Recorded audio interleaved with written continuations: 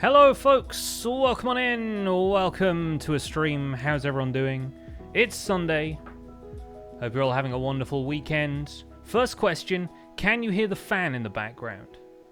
Because I have a fan in the background today because it's hot in my office. It's hot.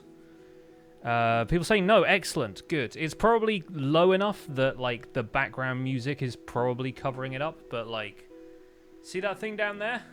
That is fan. That has been keeping me cool all morning as I've been recording some stuff here on this server. So you're going to get some spoilers. I will say that right up front.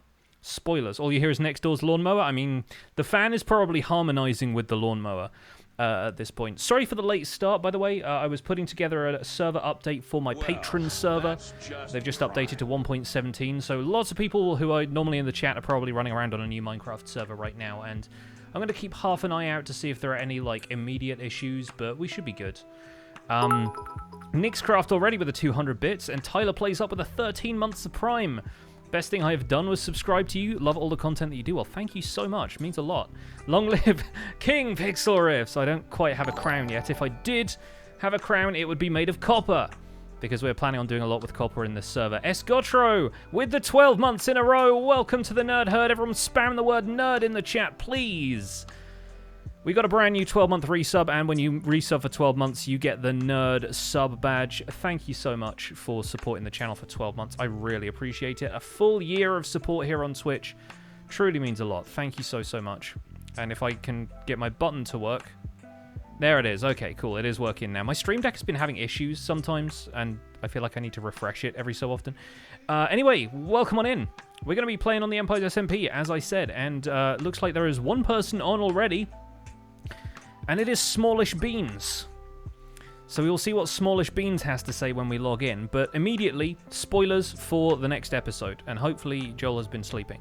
All right, cool. We're on. We're on, boys. When is Optifine 117 coming out? It's already out in pre-releases. I have no idea because I don't develop Optifine, so I don't know when it's going to be ready fully, but it's like out and fairly usable now. It just doesn't have shaders. Let's see what else we can get going on here. We've got Shears and Flint and Steel. I've been to the Nether, but briefly.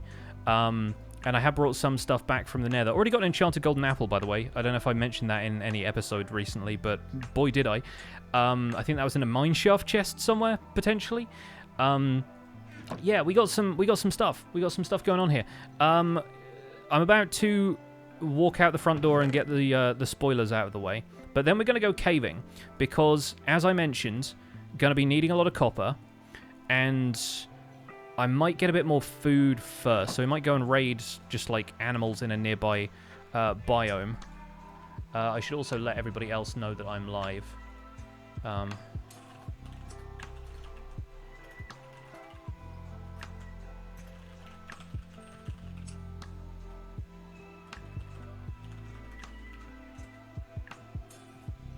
Everybody knows that I stream, but I may as well just let them know that I am live, just in case they log in and reveal secrets or something.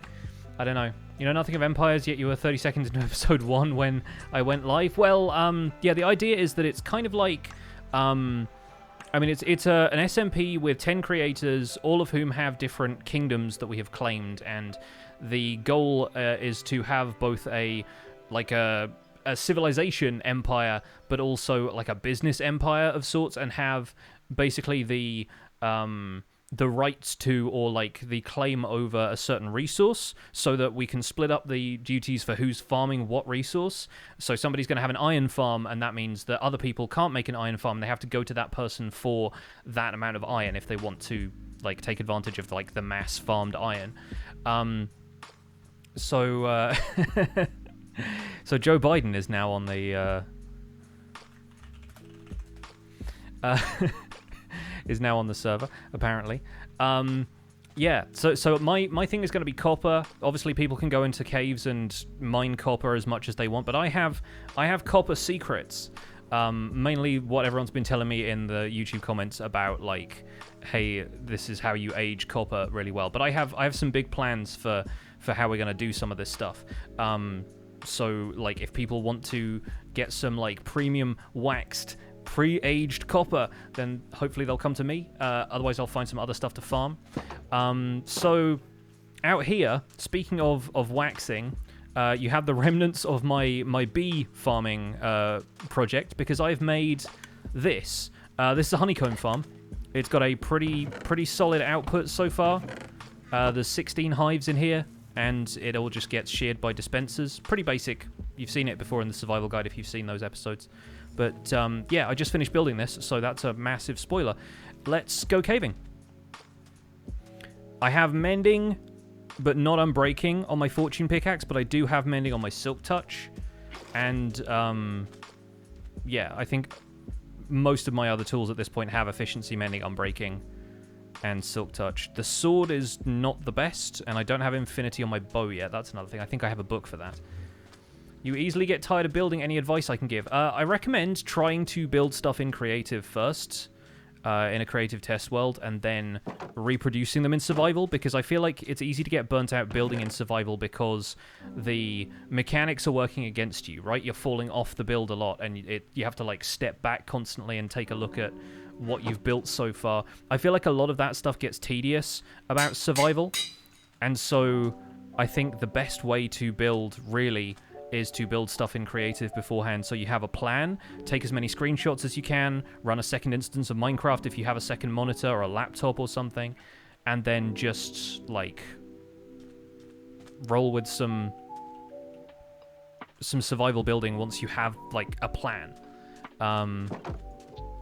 It's getting dark outside, but we're gonna dip into a cave, and I expect Joel Smallish will probably be skipping the night if he's on the surface.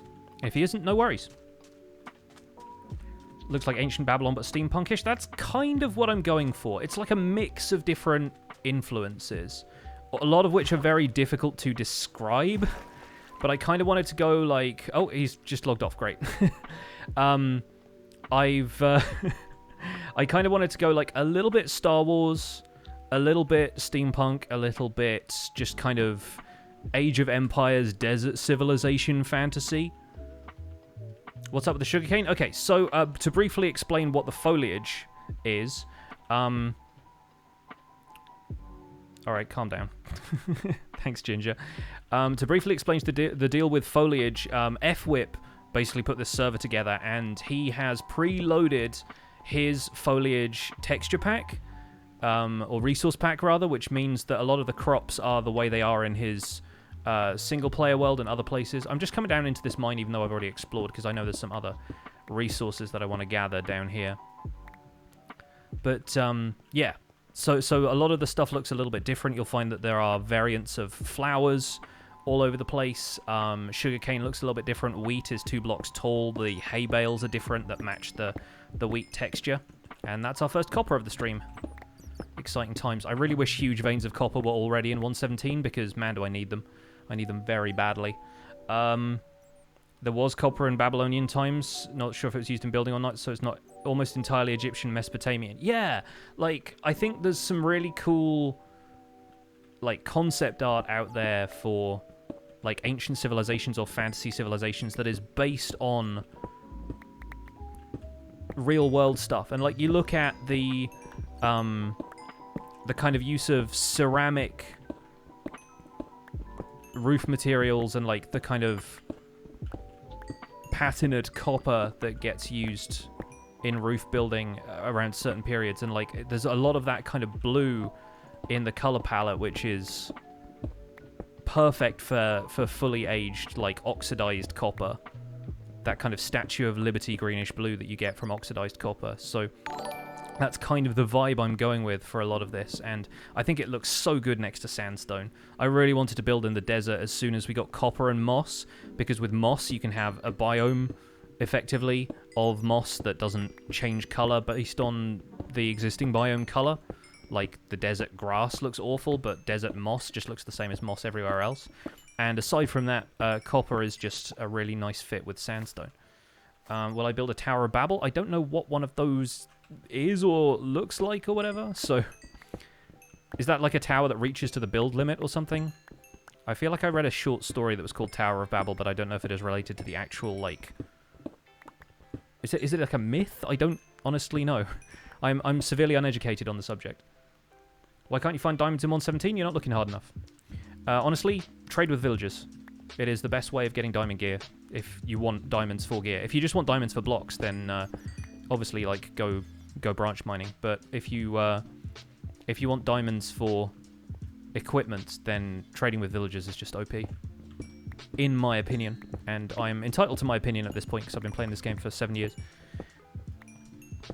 You love my builds on the server? Thank you. I'm hoping to build a lot more in the same style, but I'm working on a creative build world where I've just got like a bunch of desert space and a natural desert landscape, so it's not a super flat.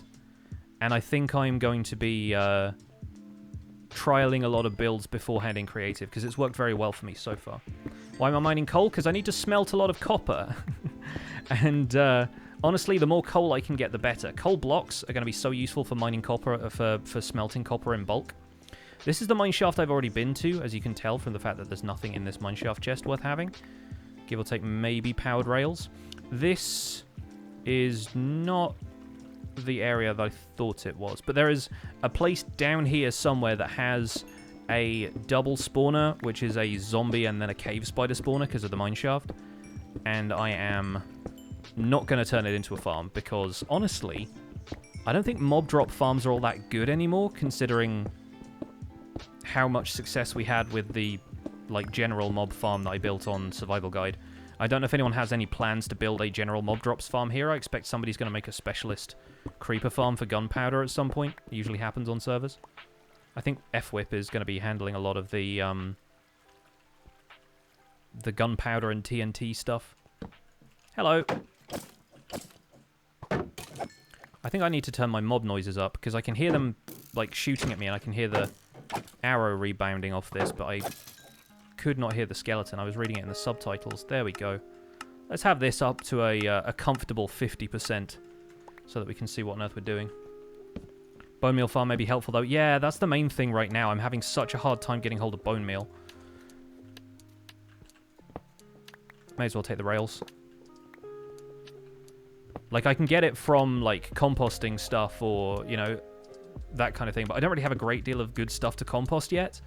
I'm thinking about starting a warped tree farm so they can get lots more of that cyan material for accents in the desert town, and I'm probably going to end up just composting all the warp for bone meal, because you get tons of bone meal back compared to what you have to spend to grow the stuff in the first place. So I think it's not too bad. And I just want it for I want it for bone mealing moss and for growing azalea, so I can get rooted dirt as well.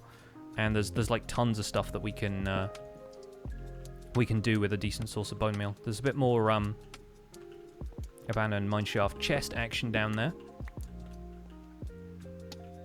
We'll just get rid of this. I should be shearing some of these, but I didn't bring the shears with me. Could smelt some iron down here, I suppose. But I don't have massive plans for cobwebs yet. Yeah, moss blocks for bone meal. I know, yeah. The problem is I want to keep all the moss, and I feel like moss is one of those materials that's like a almost a direct one-to-one, like, yeah, you get a lot of moss blocks for one bone meal, but then you spend a lot of moss blocks trying to create one bone meal, if that makes sense. So I think the return on Netherwart and Warped Warp might be better. That is from... Oh, golden apple, 1 diamond. Very nice. That's from my experience of having tried moss mining for that video I did a while back. That may have changed. Like, the ratio that you get of bone meal from moss may be better now. But I honestly don't know. I think Warped Wart is the one that I've tried before. It's probably the one I will stick with. Yes, Optifine is already out for 1.17 as a pre-release. So you can get it in the pre-releases section. Oh, does... I guess flowing water doesn't affect rails anymore. That's a thing. Can you place rails underwater now? Is that this update? I don't recall. But if it was, then that's pretty cool. Does mean we can't get the rails from abandoned mineshaft as fast, though. Weller, thanks so much for the 103. Could I add you on Discord to talk about a business offer? No. Not right now, at least.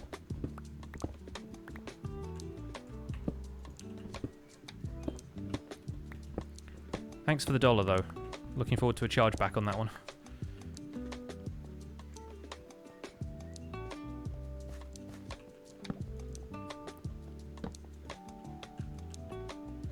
Could farm gold. I believe somebody has already claimed gold as a thing.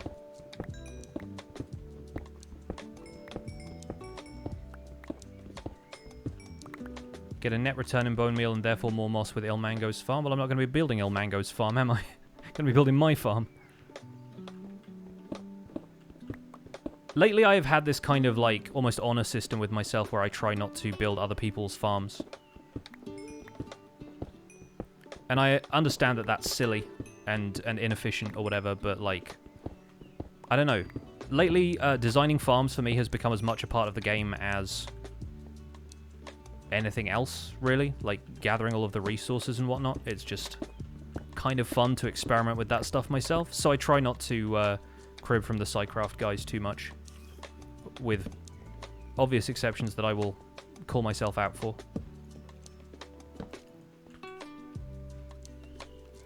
So what would be my thing, copper and... right now, copper and wax. There will be other things that I will probably have a hand in. There may be, like, alliances to build something bigger, like a, I don't know, a Guardian farm. When's the next hardcore episode? Probably Tuesday. I'm planning on uploading Empires Monday and Friday, and then hardcore the other 3 weekdays. I don't really upload on weekends. Yesterday was kind of an exception. Because I need to have some time off. But, yeah, I'm hoping to get my 5 episodes a week schedule pretty well outlined and do, like, smaller episodes of hardcore and then bigger episodes of Empires is the idea. So, like, the real grind kind of stuff goes into this series, and then hardcore is more of like a quick and dirty kind of let's try and exploit the game to our fullest advantage. That sort of ethos. When will Sausage be streaming? I don't know. I don't know if any of the others have really announced their plans for streaming on this server, apart from, I think Solidarity is probably going to be streaming it at some point. I think he streams on YouTube, though.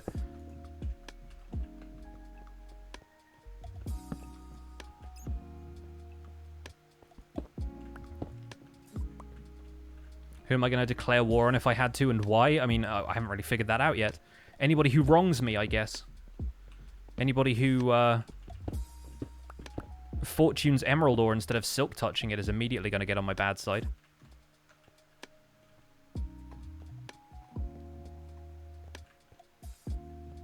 Have I already recorded for episode 2 of Empires? Yes, I have. So all I really need to do is edit it and wrap up the section that I just recorded the time-lapse build for.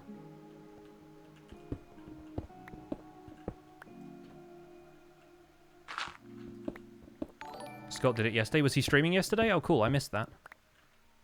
I feel like we need a channel in our Discord to, like, announce when we're going live if we're all going to be streaming regularly. because all of the caving and stuff is going to be well worth it. Aquablur, thank you so much for the tier 1 sub. Did I miss Jumbo Sale as well? Jumbo Sale, thank you so much for the 14 months. Oh, he mined emerald? Ah, boo.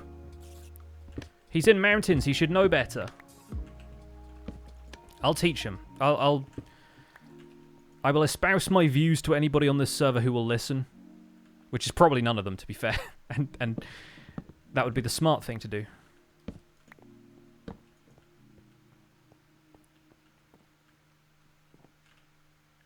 Alright, let's take stock here. Iron, copper, coal. Awesome.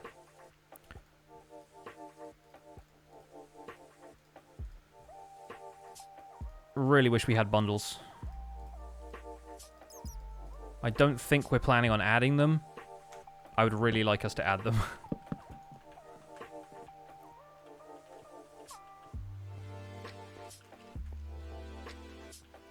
Alright, zombie over here, which means there's dark areas somewhere. Hello, friend. Sharpness 1 sword, everybody. Oh, I probably just made a dark area over here, didn't I? Okay. I'm getting a little bit turned around here, but that's fine. I'm actually heading back in the direction that I came. There's always bits and pieces of copper to find. And occasional creepers. Sweet Sunny Dream, thank you for the 6 months.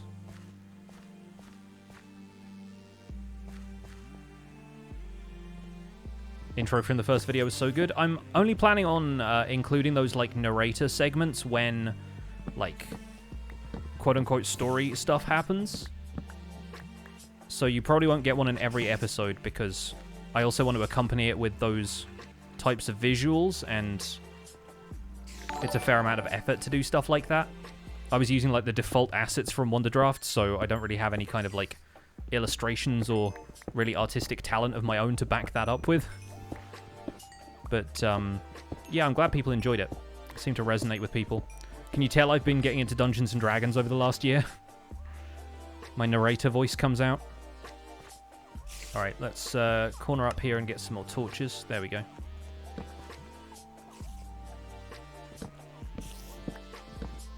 Always break out the corners like that because there's usually a creeper behind one of these. So we get some bread out of this. I guess if we're taking the rails, we might as well. I don't want to detect a rail, really, but I'm definitely hearing cave spiders, so I'm looking forward to getting killed by those.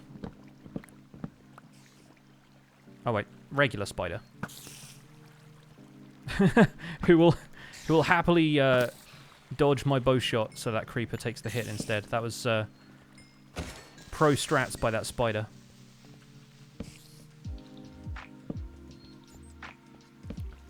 Torches on the left, torches on the left. That is the end.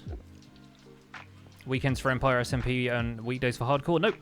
Going to be doing Empires Monday and Friday, and then Hardcore Tuesday, Wednesday, Thursday. I don't upload on weekends except for very rare exceptions, like, for example, the Empires SMP episode yesterday, because everybody else was uploading on that day. We'd kind of agreed on it, so I figured, why rock the boat? If we're having like a launch day, it may as well be a weekend. Will I release the seed? I don't know if anybody else is, and I'm going to follow their lead on that one. Don't really want people, like, yelling at us in the comments, letting us know where the stronghold is, so personally I'm cool either way. So when will the first war start? When somebody wrongs somebody else.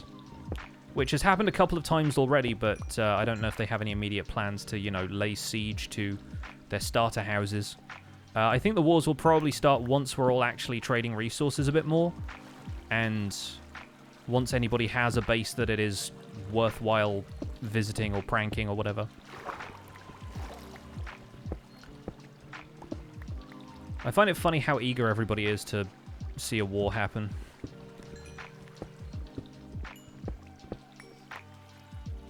I don't think proximity mod is updated yet, and if it has been, we haven't installed it on the server yet, but we probably will. I think a lot of the folks in the Discord are quite excited about proximity chat.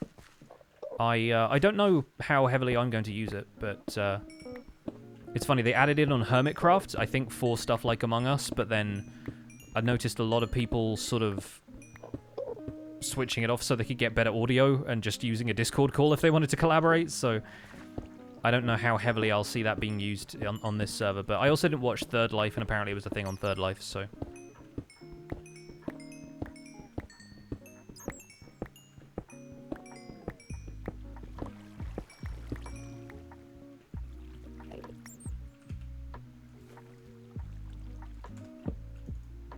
What is this server about? It's about Minecraft.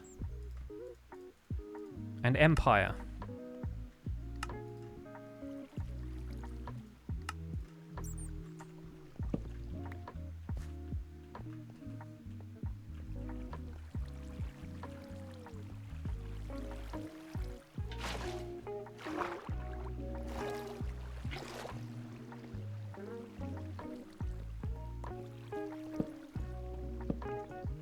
Should probably have a command set up to explain what Empires is, because a lot of people I expect will be asking.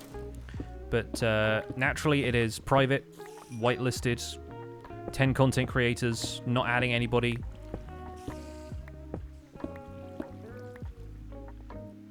Everybody who's on the whitelist right now are the people who will be on the whitelist for the entirety of the server, as far as I'm aware.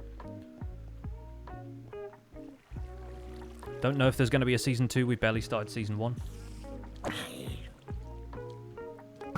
But personally, I think this is going to be like a 6-month thing for me until 1.18 comes out.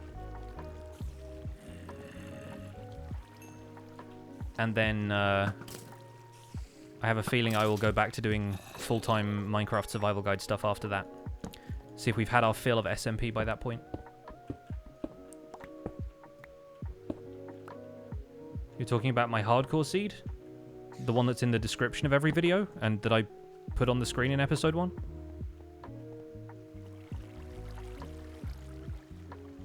I think I've pretty clearly shared that so far.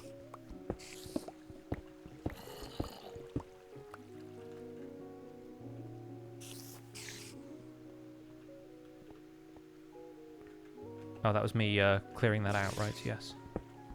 Will this be on the YouTube channel? I'll upload it to Pixel VODs, I guess. I still need to upload some of the other stuff that I've got backlogged for that channel. I just haven't been paying attention to it because I've been so excited about everything we're doing here.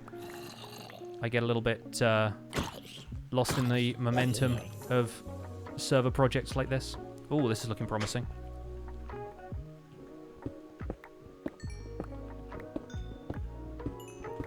Forgive my bluntness occasionally. I feel like people read it a lot of the time as me dunking on people, but I'm just trying to be as clear as possible a lot of the time.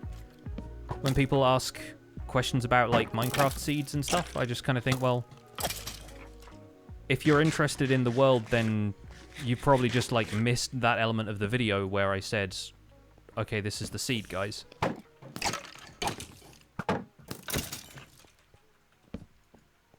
But I just want to be as clear as possible so there's no room for misinterpretation, you know? Yeah, I saw there's gold down there. I'll go and get that in a second. Gold is not my priority right now. And to be honest, because of the element of this server which has everybody kind of claiming specific resources to farm, I'm trying to create certain scarcities for myself. Like, if somebody is going to be potentially, like, farming gold and trading with everybody later on, I almost want to use that as an excuse to collaborate with people. Like, that's the whole point of it, is to collaborate with people.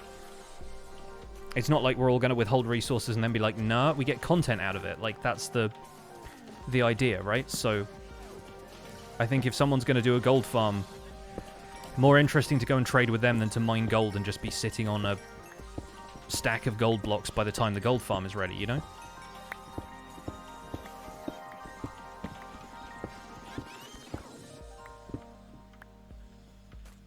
Do I like knockback? I think it's useful.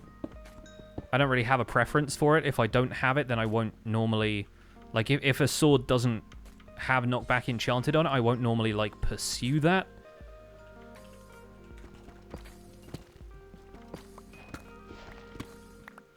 Here is one thing we need to keep an eye out for. Deep Slate Redstone. Because Fwip is potentially going to play a premium for it. I think he needs a lot of it for his builds. So if we find any Deep Slate Redstone, we will have to crack on with that. Who chose Diamond like I chose Copper? I don't think Diamond has been included in that because there isn't really a way to farm it aside from like getting diamond equipment from villagers, which I think a lot of us have already done. I certainly did. But yeah, like you can't farm diamonds in the same way that you can farm gold and iron, and they also aren't as useful as iron is later. Right now I'm gathering a lot of iron because I need lots of shears. Weirdly.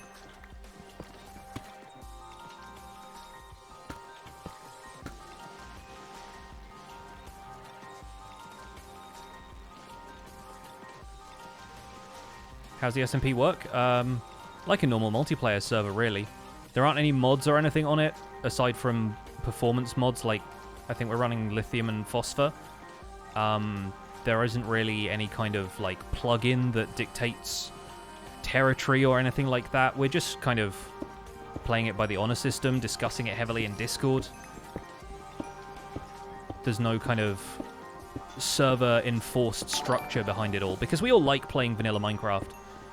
And it's not like a public server where you have to enforce that stuff because people are going to bend the rules. Like, we're all on the level. We all know what we want out of this.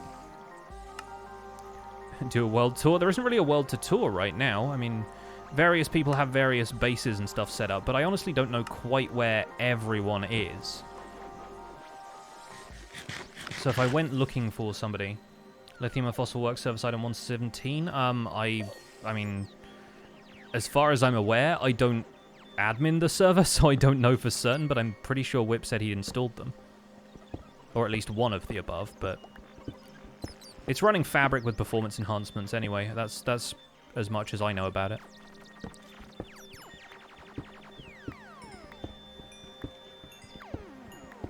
Did I check chunk base for the SMP? We've had access to the world seeds so that we could look around and plan where we wanted to build. So we had like a midst... maps of the server pretty quickly.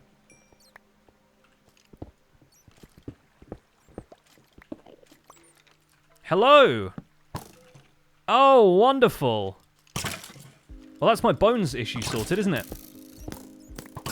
I can't believe how we found that. I just dug through that wall, found the cobblestone and was like, was this me?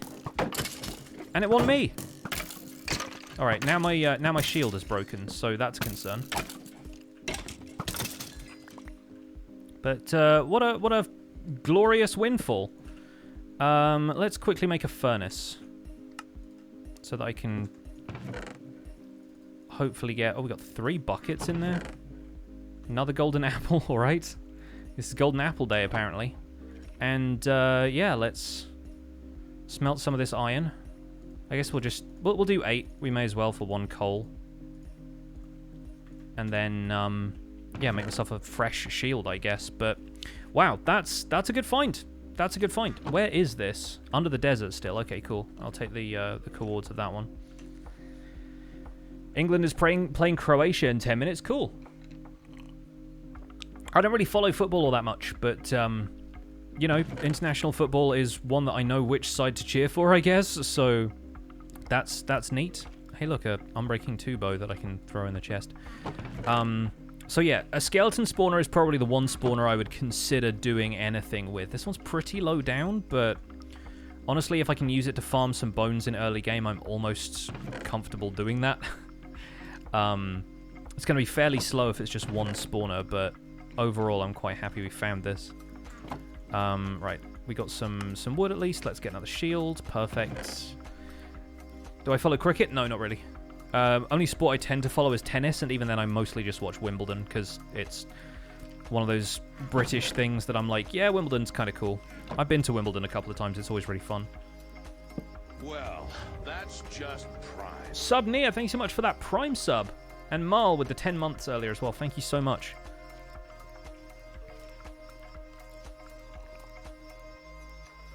Now, if I do the spawner, I'm going to do it on an episode, because that's easy episode content. I do want to just go and get copper today, because, again, we need so much copper. But yeah, good to know this is here. I will definitely be back. We got the full selection of horse armor as well, aside from leather armor, obviously, but I don't think you get that in loot chests. That's pretty funny.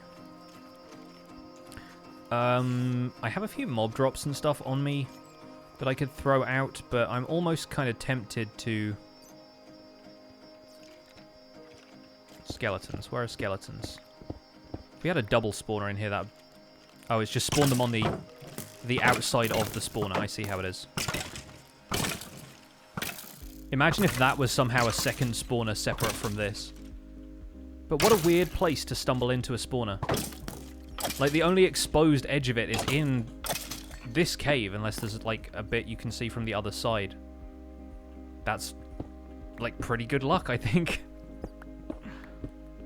Next hardcore episode will be on Tuesday. We'll also be streaming from Empires on Tuesday, but we'll be doing the hardcore world a little bit more on Thursday. So, expect a mix of both on streams. I'll probably just decide, like, on the day when I stream what I want to stream. But while we got a bunch of people here, thank you all so much for how excited you are for this series. It's super cool to be part of an SMP again. If I'm on the SMP, who's going to recap it? You know, I only recap one other server, right? Like, the only other time we've done a recap for anything else was when Foolcraft was a thing, and that's because they kind of asked us to. But yeah, I'm not just a recap guy. You know that, right? I'm sure you do. I'm sure you're just playing around.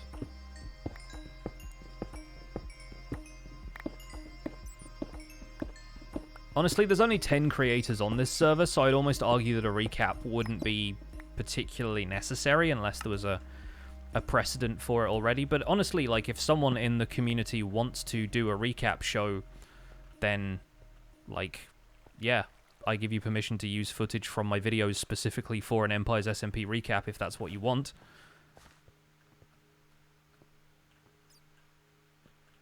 Because honestly, I think it's kind of cool when a community is engaged enough with content that you do stuff like that.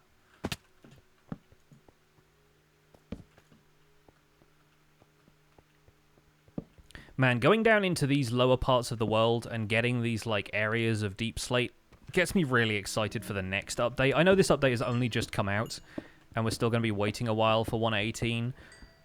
But finding these areas of deep slate and thinking that's going to go down into a massive cave at some point is just, like...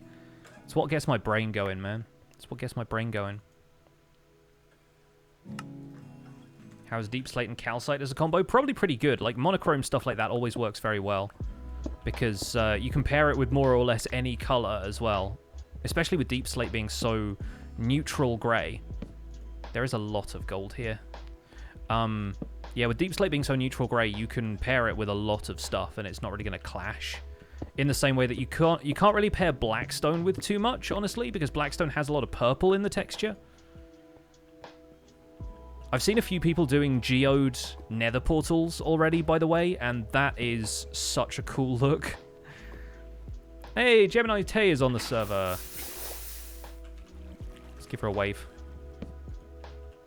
Gem's starter house is very cute. The kind of, like, tucked into the mountainside vibe is pretty...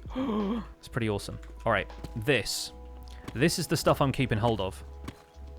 Deep slate copper, because it's going to be incredibly rare to get hold of it in the next update. And obviously, like, I don't know if this server is still going to be around for the next update. Probably not.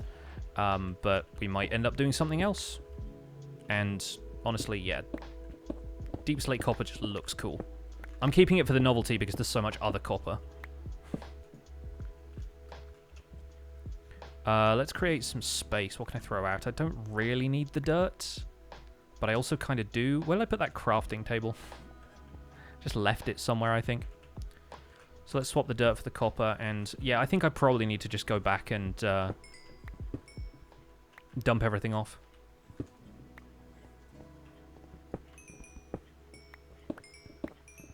This is the problem with us not having really gone to the nether yet, much less the end, is like shulker boxes are a long way off. Throw the andesite as well.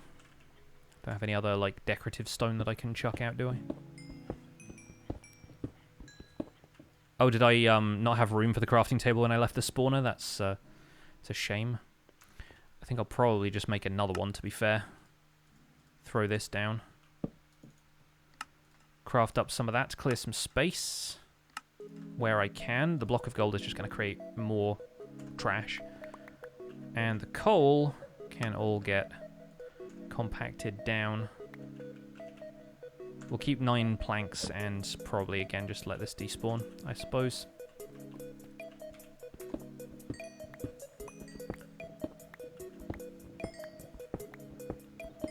Caving feels endless sometimes.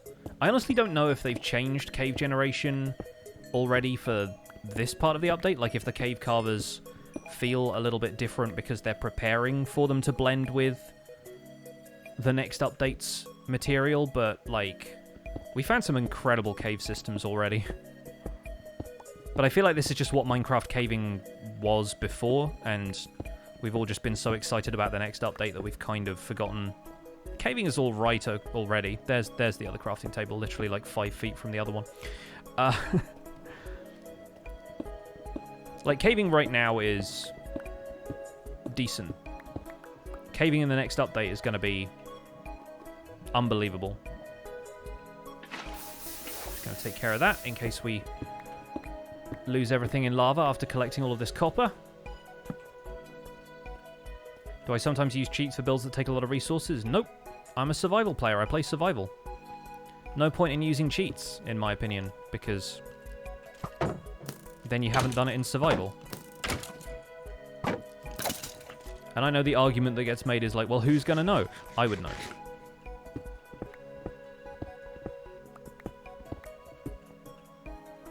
Also, on this server, I can't, because I don't have admin privileges on this server, so it's not possible for me to use cheats. But even then, nah.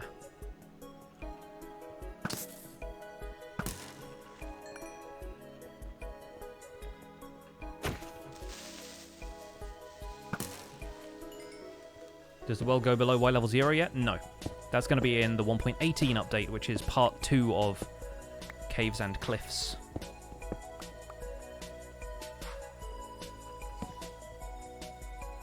Alright, let's try and head back. There's still a bunch of resources down here, but honestly I'm running out of space a little bit, and stopping every 5 minutes to make a crafting table and compact everything does not sound like my idea of a good time. So this leads us back to the mine shaft.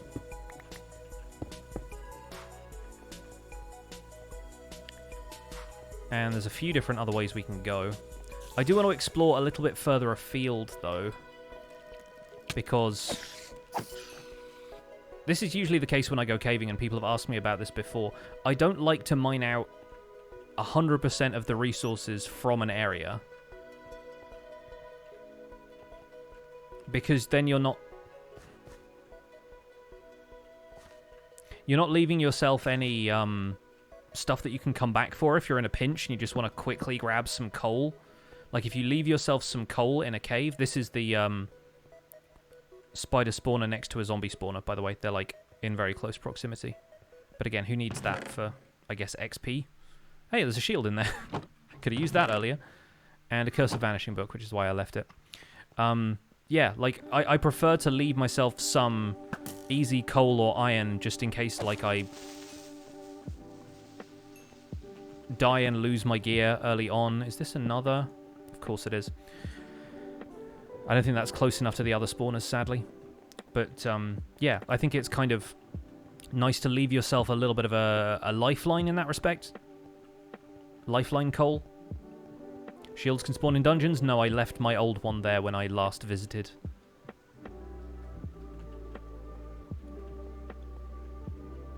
Apparently that is not the way out.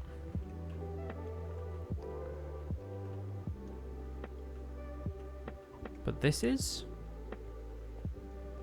I guess it's up here. Nope, again, no. Somehow, the way to get out of this cave is not to go up. I'm very confused by this. Mooster, thank you so much for that brand new tier 1 sub to the channel. Enjoy your emotes, enjoy your sub badge. Welcome to the Pixels. I'm entirely lost in this cave now. Wait. Aha! I've seen the light. The staircase exists.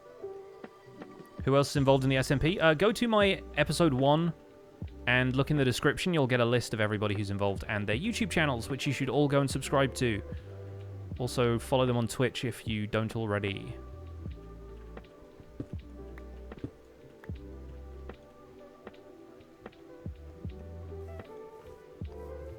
God, I love that build. I'm really, like, enjoying this color palette. I don't build with jungle woods very often, but it looks so good in a desert. And plus, it kind of plays off of the same kind of color you've got going on with the first 2 stages of copper aging, which is excellent. I enjoy this immensely. There is one poor bee that I think escaped one of the hives as I was putting them into the machine, which has been running around the clock, although I think I've been caving too far away from it for the bees to be active. Yeah, I think it's trying to get back to a hive in there somewhere, but I don't know. I don't know if it's ever going to make it. So one of my earliest projects for this, after the honeycomb farm and stuff, is going to be a blast furnace auto smelter for copper, obviously. Kind of going to need that. And I really do wish that you could smelt blocks of raw copper into blocks of full iron. In iron, you know what I mean? Into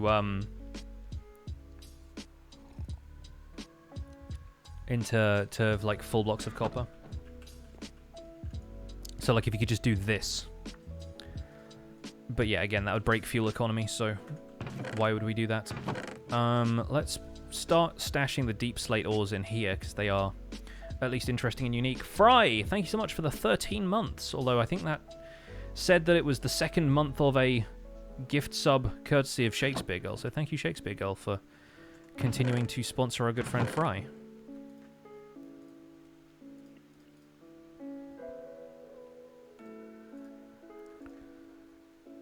We'll deal with the iron later. For now, let's unpack all the copper and get it smelting in here. And this is why I brought all of the coal with me.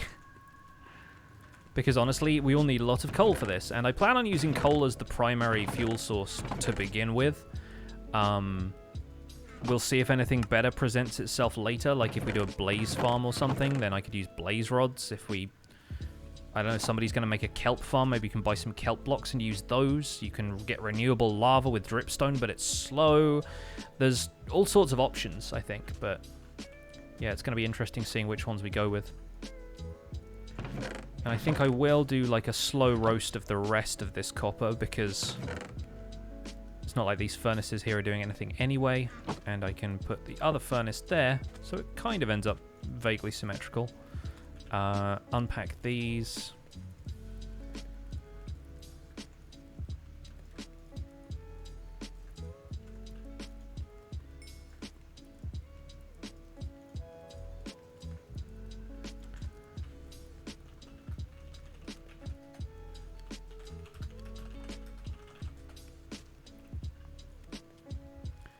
Let's roast a bit of the iron as well, and we are good to go. As you can tell, I've got a lot of sand. Gonna save maybe some of that for concrete, depending. But I really need to get like a bulk stone chest on the go somewhere. I'm trying not to be too, like, impulsive with my storage and just put chests everywhere, because eventually I want to have, like, more automated storage. And that'll probably be another build out here somewhere. In which case, yeah, I will need to, I'll need to move all of this stuff anyway, so I don't want to put too much stuff down in one place and then find that it is just more junk to move around before we even have like shulker boxes and everything. Let's compact the redstone down at least, so we can throw that in there.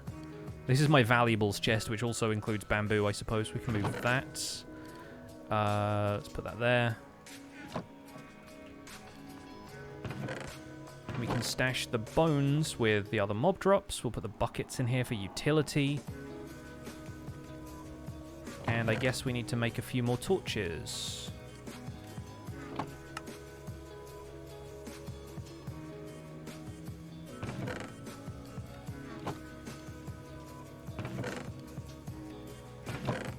So we'll grab a little bit more coal.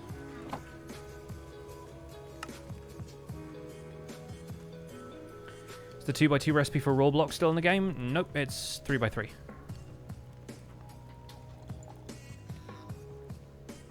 I think a Sphinx would look cool in the desert alongside the other builds. Maybe. I want to do some more like statue building stuff.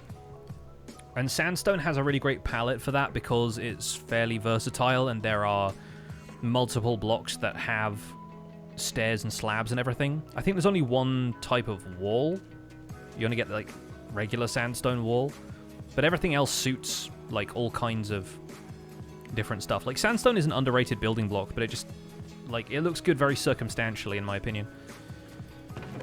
Anything else we need to do before we go back out there? We haven't really used durability on our tools because of mending on the fortune pick. Now, I'm probably not going to do a drowned farm for copper because the drowned don't really drop copper very frequently. Like, even with looting, you're better off just going caving and using fortune. Like, I went caving for an hour, I got 8 stacks of copper. Show me a drowned farm that can get me 8 stacks of copper in an hour. Just and obviously, as you get further and further afield, you're going to find that there are, you know, fewer places you can mine copper left in the world, but that's just the way the game plays, right? Stay Puff, thank you so much for the 33 months. It's a nice round number.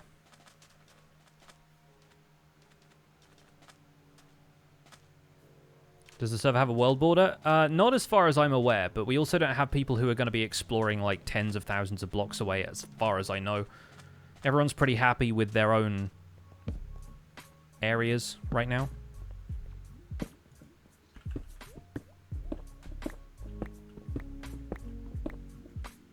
Ooh, that's a nice thing to run into. I love when you mine ores and there's just more ores waiting underneath. It's like unwrapping layers of a present and there's a gift in every one, you know?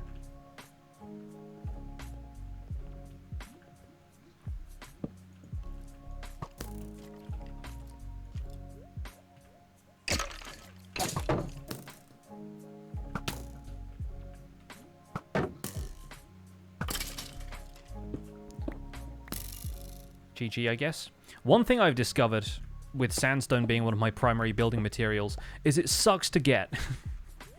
And once you have efficiency 4, it's perfectly easy to mine it, but good luck mining it without bringing the entire desert down on yourself.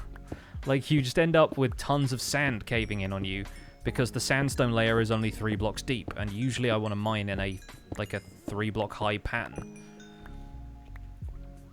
The only way to really get sandstone in any kind of big way is to take the layers of sand off the top and kind of trim down some of the landscape.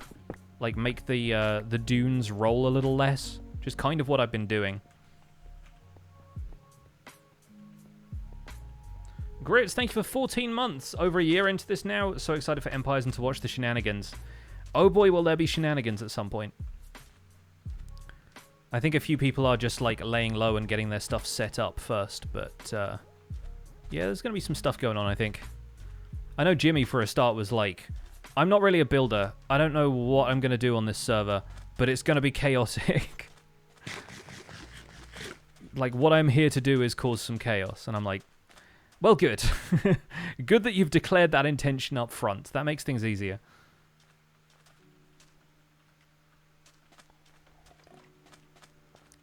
Can you have next episode spoiler? Yep, there it is. Ta-da. His swamp house is nice, though. He's done well. Lad's done well. I'm going to try and bribe him for some slime later.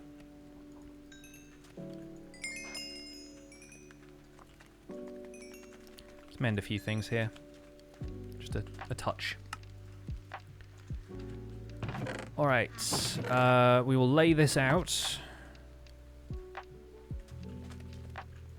Some of the other copper is still smelting.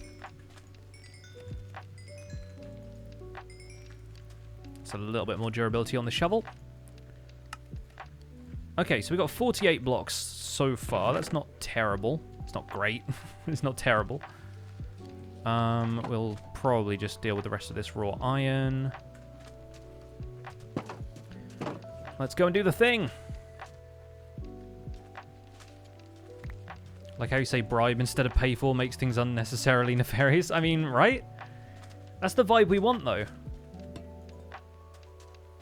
Why pay for something when you can bribe people for it?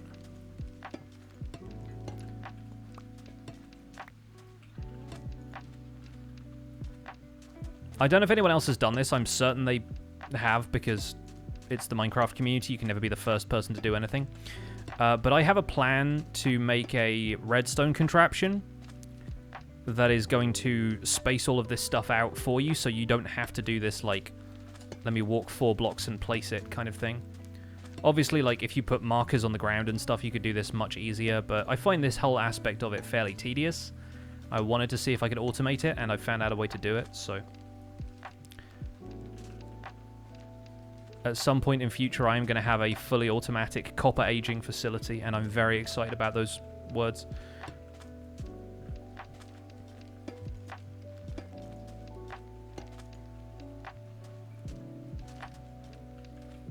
I'm less excited for people to tell me how inefficient it is, because inevitably people do.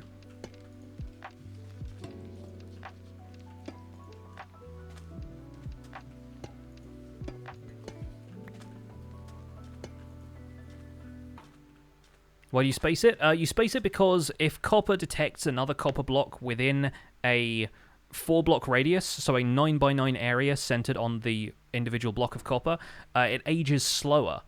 Because the idea is, if you're building a roof out of copper, you don't want it to age super fast, but then some people are going to want to age it to the point where it's, like, the color that they want, and then they can wax it and use it when it's that color, and not wait, like, 5 years for it to age.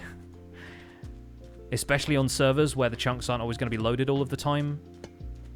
And now that copper ages through random tick, you can't just leave it at spawn, because for random tick stuff to activate, a player needs to be nearby.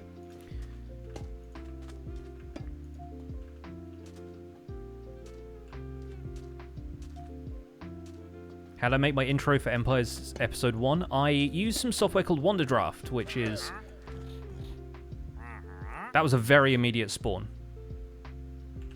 I said Wonderdraft, and this guy appeared like he was summoned by the word. He's not trading me anything new, though.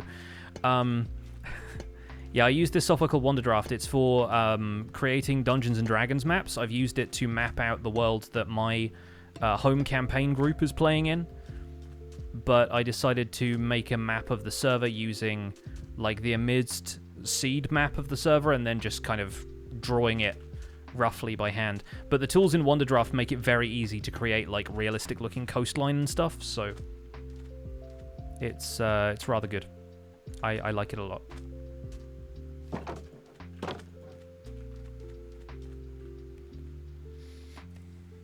What level does copper spawn at? Lots of them.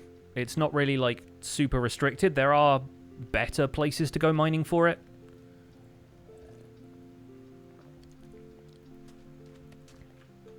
Like, I think, if you go mining, like, a little bit higher up in the world, I'm sure people have done videos on this already, but you'll find that there are more veins of copper further up when there are less other resources to interfere with it.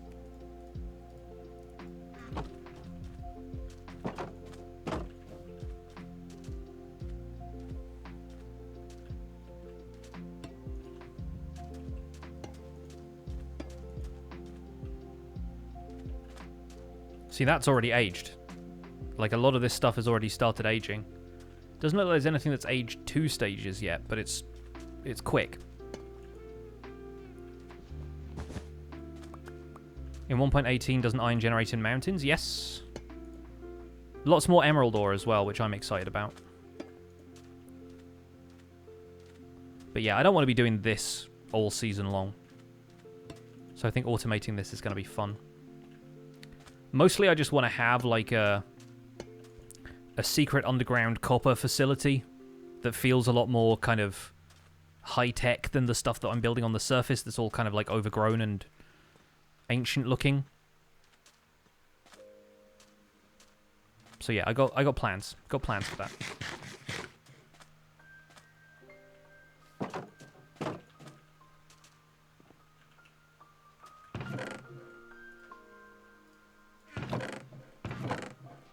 I think the best thing about that is I kind of want it to just show up in somebody else's video without me doing a video on it first. I kind of want to spring that on somebody as a surprise when they come and buy copper. I'm like, so hey, here is my secret underground redstone laboratory.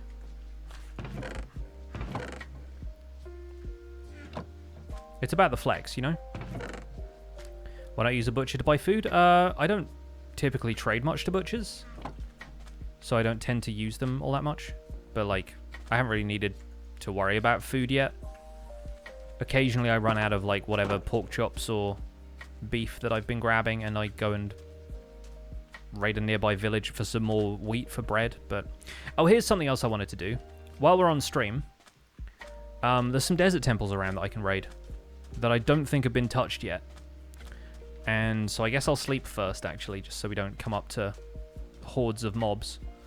But, yeah, there's one over there opposite the Pillager Watchtower that I haven't touched yet. There's a couple, I think, further south that I saw when I was off to get the red sand. Lizsaurus, thank you so much for gifting that sub to Anima Lind. Very generous of you. My empire doesn't have a name yet, but I'm working on it. I was thinking about doing something along the lines of like Copperopolis or something like that, but I don't know, I feel like that feels too obvious. That's just prime. And the tone doesn't quite match the tone that I'm trying to give the series. Hardybot, thank you so much for that Prime sub. Brand new Prime sub to the channel. Enjoy your emotes and your sub badge. Welcome to the Pixels. You are 1 in a million. Alright, let's bring some birch logs, enough for 2 crafting tables or some sticks for torches. It's a bit cheesy? Yeah. Yeah, I thought so. Copperopolis is also apparently a nickname for Swansea in Wales. Just prime.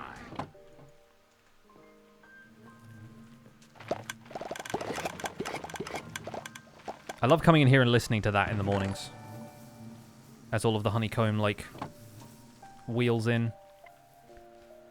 Hyper Eddie with a brand new tier 1 sub as well. Thank you so much, Eddie. Welcome in. Enjoy your sub badge and your emotes. Happy to have you on board. How often do I stream? 3 times a week. Tuesdays, Thursdays, and Sundays. Normally at 3 PM UK time. Today is a little bit different because I'm also streaming this evening with the 8-bit community. I'm part of their regular Dungeons & Dragons campaign that gets streamed like twice a month on Sundays. So I'm going to be playing a bit of D&D with them later. So if you're interested in that, come and hang out. It's going to be a fun time. We are currently, I think we've been left in charge of an inn, and then everything has gone wrong at once. And at the last count, there were poisonous spiders. So if that sounds like something you're into, then twitch.tv/8bit_community. Bit of gunpowder, bit of iron, bit more gunpowder. We'll take the bones as well at this point. Hey, Pearl's online. 2 golden apples. Hello. I think Pearl is live right now. 3 golden apples and a channeling book. That means we need to make a drowned farm. It is fate. Obviously, the real prize is under here. I almost didn't do that. I almost just, like, stepped on the pressure plate absent-mindedly. But hey, that's not how we do business here. Velastic, thank you so much for the 5 gifted subs. Folks in the chat who just got gifted a sub, if it's your first time being subscribed to the channel, please enjoy your emotes, your sub badge, and your ad-free viewing here on the channel. And make sure you thank Velastic for that very generous sub gift. So again, not sure if I'm going to ever do anything with like horse armor or any of that junk, but might as well take the chests with us too. Just trying to organize everything in my inventory first.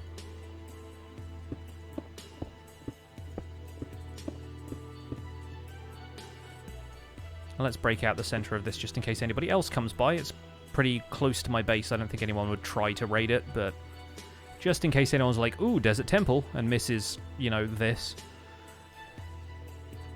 Pearl didn't even say hi. Pearl. Pearl, say hi to me. Hi, Pearl. Oh, hey, we got a hype train going as well. Sorry, I've been, like, zoning out, concentrating on the server, and I've missed it.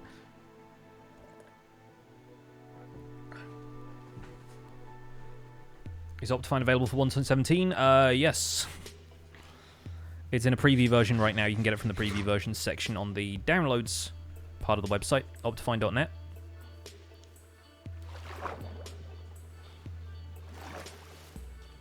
The Patina Empire, I guess so. The Great Verdigris Empire. Mining the temple is good for sandstone. Yeah, we might do that later. Realistically, I don't want to hang around there too long because there's tons of pillagers. The outpost is fairly close to the temple. Maybe it's a pillager temple.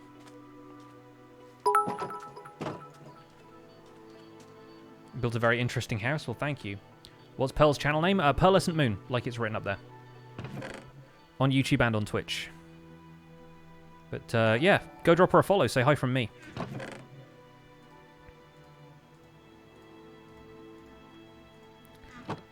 I guess we'll put those in there. We'll put the emeralds and stash those in here. We have a channeling book now. That's always fun. Let me catch up on some stuff. Trisha, thanks so much for the 200 bits. Kira with the 100 bits. U of M gifting 5 subs. The Loud Neon with 16 months.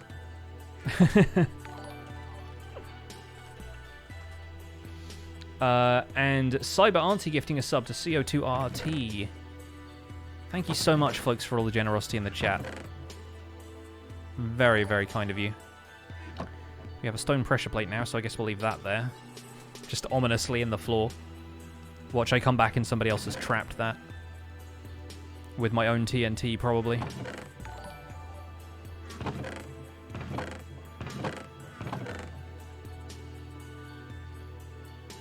Leave the saddle in here with the horse armor.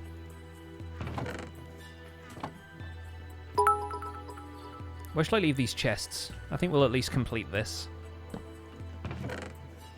I don't know what we're going to put in it yet, but we'll find something. Imagine if that exploded now. How wild would that be? I'd somehow pranked myself. Or some kind of, like, galaxy brain person who, like, you know, could see the code and knew everything that I was going to do before I was going to do it. Could have put TNT underneath there, knowing that if he gets a pressure plate from one of these desert temples, he might put a pressure plate down here and step on it.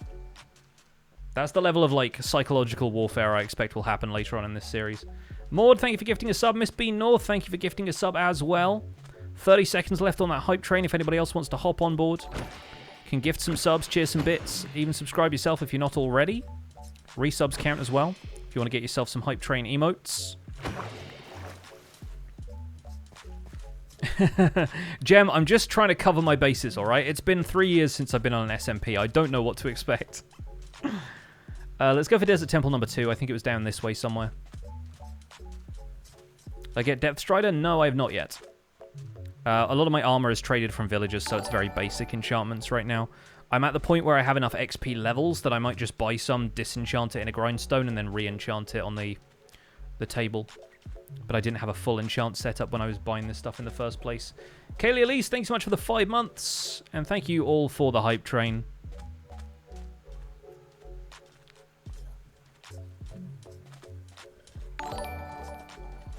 Lord Jake Ryan with the 21-month resub as well. Thank you so much for the 21 months. So, whereabouts was it? Oh, there it is. Yeah, in the distance. I knew there was one this way somewhere.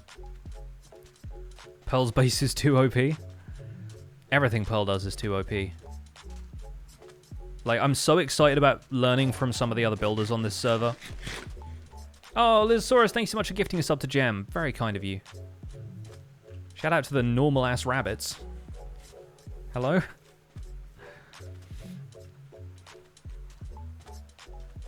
About naming the Empire the Dunes. I feel like it's, like, I don't know. It needs a name that feels unique, in my opinion. I don't want to just go too, like, obvious with it.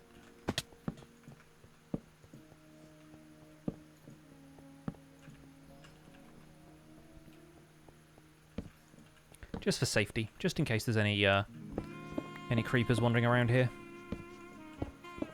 Burial chamber seems fine.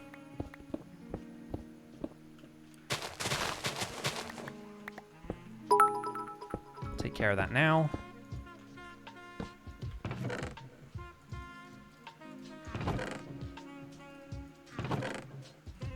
Man, nothing? Really? And a multi-shot book. Oh, that's a kick in the face. Ugh. Alright, I'll take the chests too. That was the worst desert temple I've ever raided. Like, a multi-shot book and 3 gold ingots is the best we got out of that. That's terrible. That's making up for the luck I had in Survival Guide where I got 2 enchanted golden apples.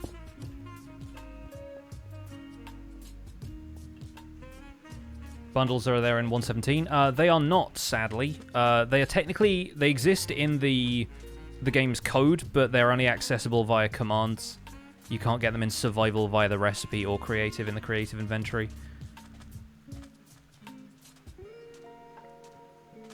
Hey, what's up, Zloy? Welcome in. Welcome to the chaos.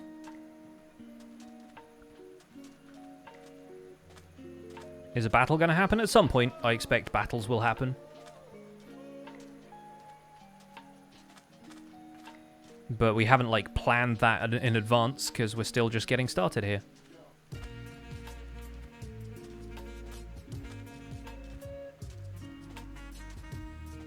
Man, I love when one of these generates underwater and there's no lava to mess you up. Well, that's just prime. Thorns 2, Unbreaking 1. Not really worth it. Hello.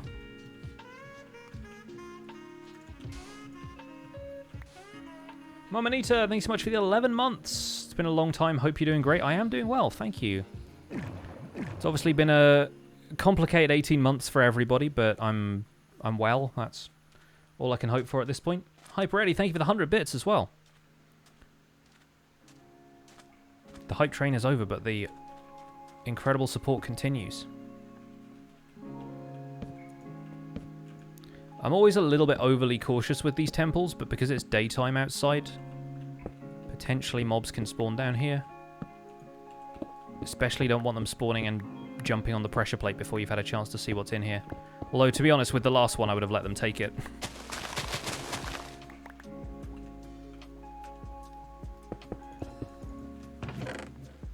Now you're talking. More golden apples. A quick charge 3 book to go with our multi-shot. It's going to be good when the combat update happens, but aside from that, I'm not about it. And another golden apple, and punch 1, which doesn't even work on crossbows, so thematically we are all at sea now.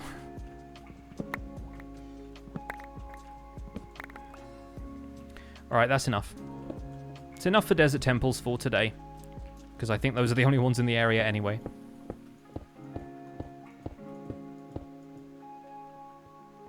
Like how we're asking about battles as Pix is harvesting TNT. I mean, the people on this server are more than capable of making a creeper farm, so...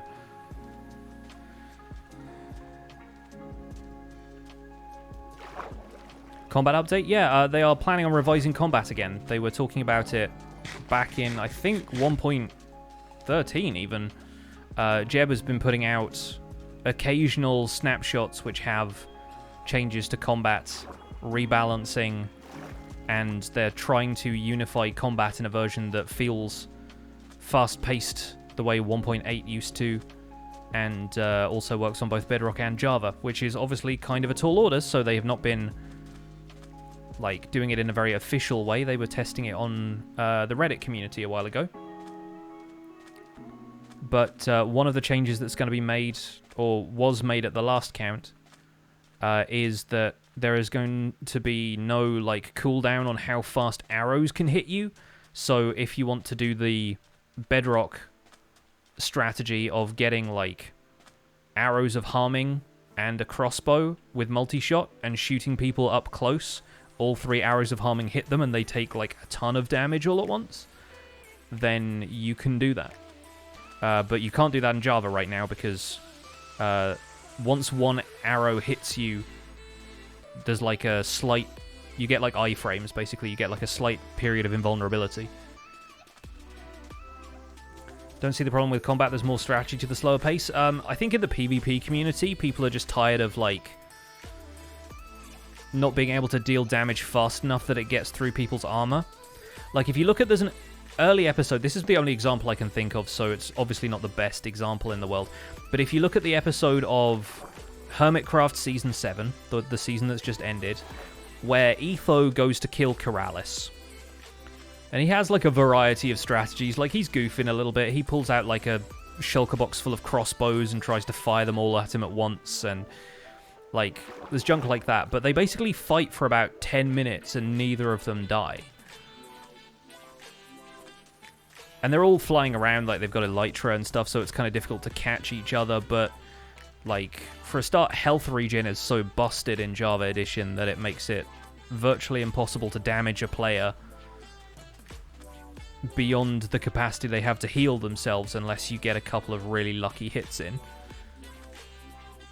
But like, yeah, people are just dissatisfied with the PvP meta and have been since 1.9, but it's only gotten worse. So I think they were planning on changing it at some point.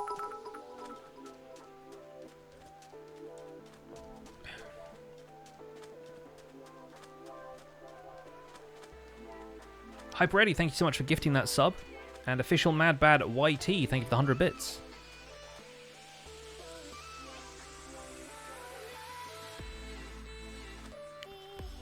If I could collab with any hermit, who and why? Zombie Cleo, probably.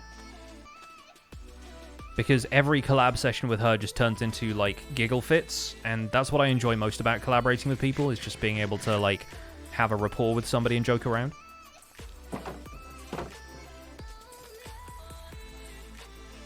I'm not stepping on it now. I'm actually paranoid. I can't believe it. I've made myself paranoid with something that is probably never going to happen. But as soon as I start saying that, then I let my guard down. We're going to have to create like a desert temple loot chest here, I think. Okay, these can go in the the chest on the right that I don't use because they're all books that I won't use either. Alright, I feel like having nearly a stack of bones from just having like gone caving and raided a couple of temples, I'm feeling a little bit happier about that. 27 TNT all in there. And chests in here. Sand in there. Where did I put the pressure plates before? On the floor, that's where I put them. Alright, I think we'll go caving again. Our little copper field, David, as I like to call him, is going very well.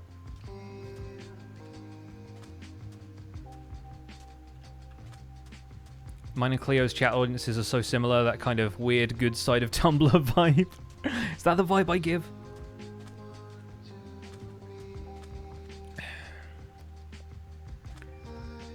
Alright chat, pick a direction. North, south, east or west. Where should we go? How many hours have I spent on the Empire's SMP so far? Too many. Up. Let's see if there's copper in the sky. Is there beer on the sun? Some people saying west. I mean, life is peaceful there. West of me is this plains biome. Just checking that was actually west, because I don't know. We'll go west. I just wanted you all to type directions in the chat. Loving the lights in the background? Thank you. That is a set of hue lights and nano leaf panels that you can control using channel points. If it's your first time here, then if you stick around and earn enough channel points, then there are a series of colors, pride flags, Minecraft, like, biome-inspired stuff or dimension-inspired stuff. My channel branding is like a preset on there as well. There's some cool stuff you can do.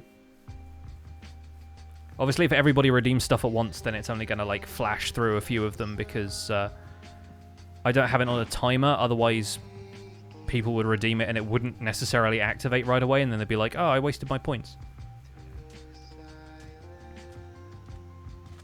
Always fun having a bit of a light show in here, though.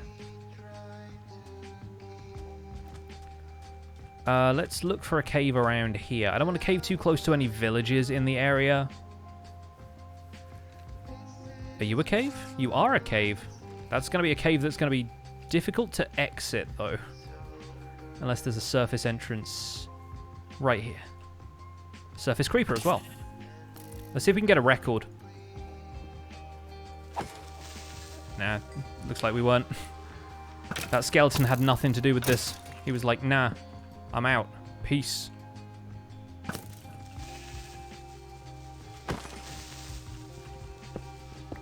Still not quite confident in this sword. Again, sharpness 1. So you'll forgive me if I'm occasionally blindsided by a creeper. Or a spider, as the case might be.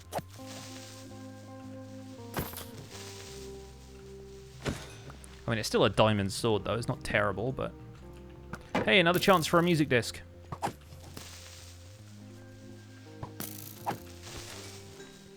That was a close one. Had to get that second hit in, otherwise he was going to absolutely blow up at point-blank range. Yikes. He was going to do me in.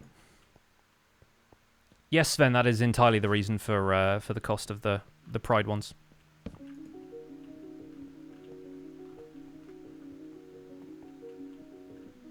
Too many hours only has sharp 1. I know, it's just villager trades. I haven't been doing all that much, like, combat stuff anyway. I've been saving longer caving trips for streams, so I've not really had to worry about combat. And once you have a good bow in this game, it doesn't really matter anyway. If I get a good crit with this bow, it can more or less one-shot a creeper, so... Not really a problem. Ooh, okay, that leads back down to a mine shaft. Probably not the mine shaft.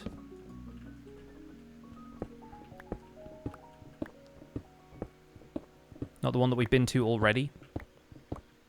So potentially more goodies.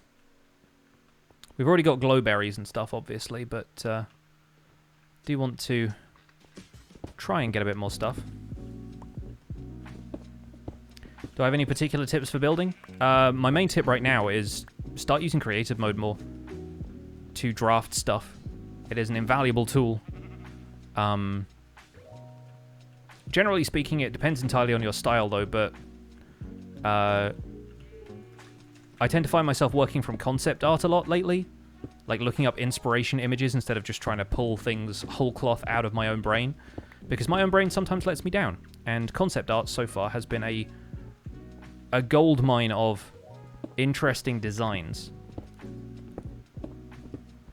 I feel like a lot of the problem people have with their own building in Minecraft is that they don't like flat walls, and they don't like to build stuff that is entirely square, but Minecraft is naturally a game that lends itself to both of those things. So what you really want to do is work with overlapping combinations of shapes. You build like a house that's a square, but then you build like a kind of outhouse kind of section for it, and then give that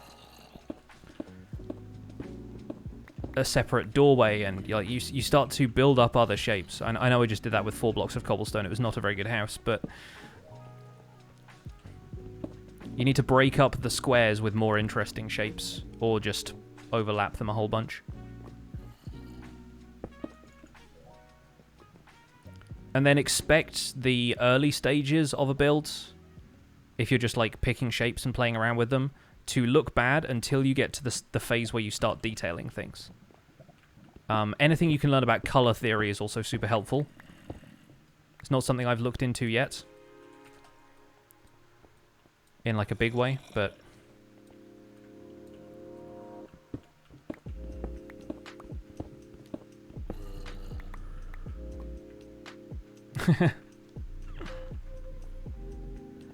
Mythical sausages preparing for war.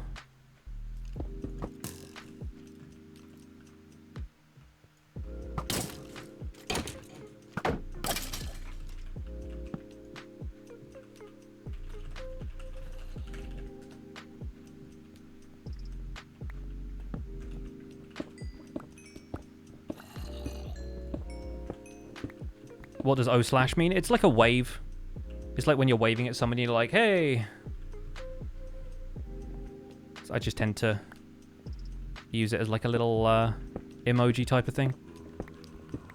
Although Unicode emojis are supported by Minecraft's font now, so like...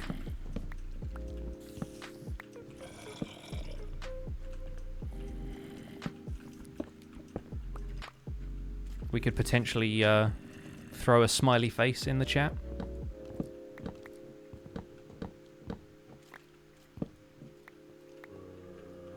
It's an emote for golf. The emote equivalent of yelling, "For!"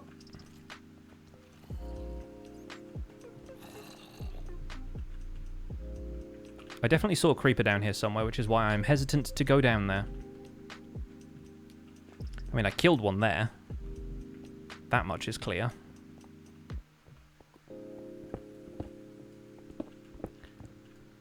Just want a place I know I can get back up.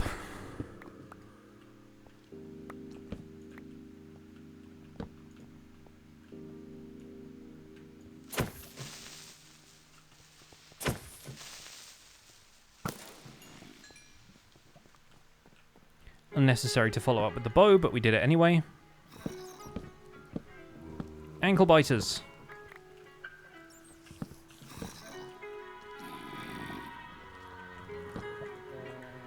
Alright, this looks pretty extensive.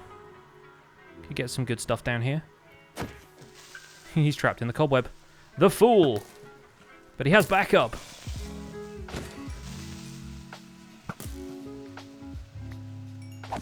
I like how we killed one creeper there and another one just emerged to take his place. Wow, okay, it's Creeper Central down here. You kidding me? Which way is he coming? Which way is he coming? Left or right?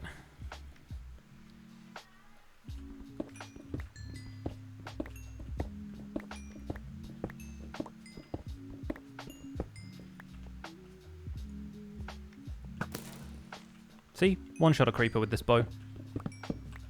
Who needs swords anyway? Any idea how long the series will last? For me, probably like 6 months, and then I'm probably going to go back to doing survival guides for 1.18. And that's a series I will need to invest all my time in. But since we are taking a hiatus from the survival guide series for 1.17 and doing the hardcore series and this, I mean, that's why I'm doing the hardcore series and this. It just feels like a nice way to blow the cobwebs out, get some collabs. What is happening here, by the way? Somebody said this felt like a double mineshaft. I believe you're right, because I've never seen this happen. And now I never will again, because that creeper just destroyed it. That's really funny, the way those fences overlapped. Be really interesting if we got some, like, buried tight together cave spider spawners in here. Again, I would do nothing with them because I hate doing spawner farms now, but... I mean, I don't hate doing it, but I just think it's kind of unnecessary. Honestly, if you want an XP farm, just trade with villagers. I got so many levels just by trading in the early stages of this server. Is it hard difficulty? Of course. You expect the likes of Mythical Sausage and Pearlescent Moon to be playing on easy?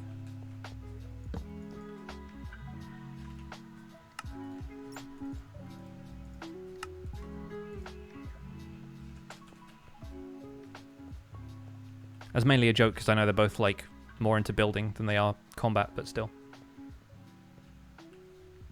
No, Mr. Bond, I expect them to die. A white cat came into our conservatory the other day.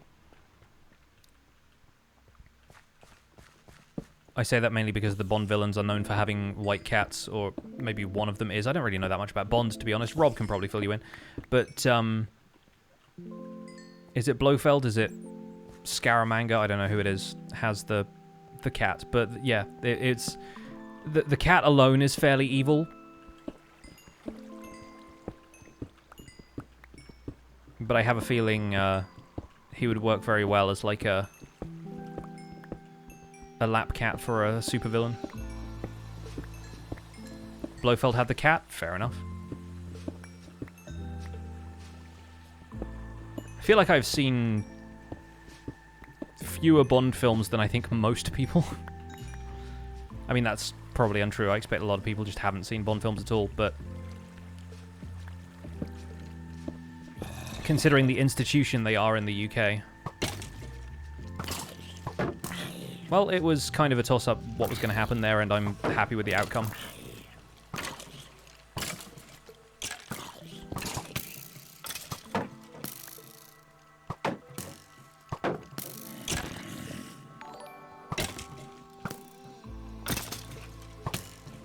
Like he comes back holding a piece of the skeleton he just killed. Incredible stuff. Mr. Pluzo, welcome back. Thank you so much for the 2 months. Ah? Oh, that was the arrow falling from the bit of wood that I was breaking at the time. Slightly worried about this setup, though, because... wow, okay, there's a lot of skeletons right there. And a creeper.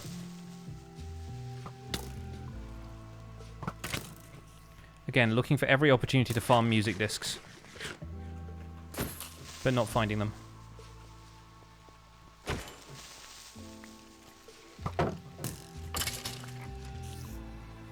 Always thought you'd seen loads of Bond films, but every time you described a scene from a completely different Bond film, it always turned out to be from Diamonds Are Forever.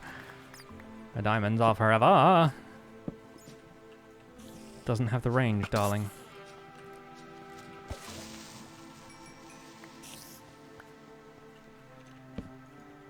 There's probably a spawner nearby. Every time you think that, it always turns out to just be a dark section of cave, though. On Java, mobs just spawn like this. And mineshafts have a lot of conveniently 3 tall and dark spaces for mobs to spawn in. So I find that a lot of the time, even though we've had a bit of luck with spawners on this stream so far, it just turns out to be a dark cave.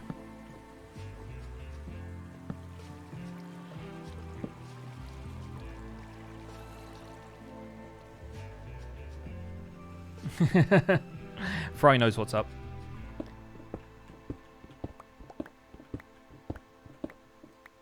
Fry's seen some old Jamie Theakston programming.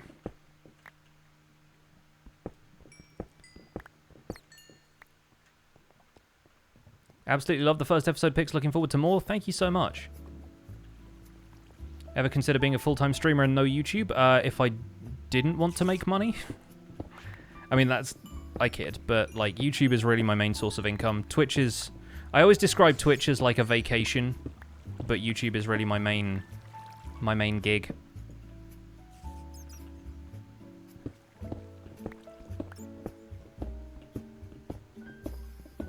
In terms of revenue, they don't really compare. And I hate to think of things in terms of revenue, but I also have to, like, feed myself.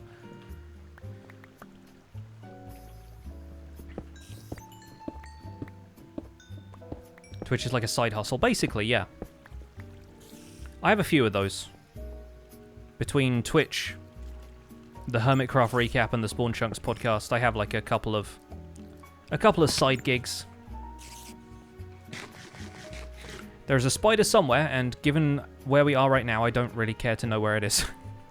Don't particularly want to encounter it.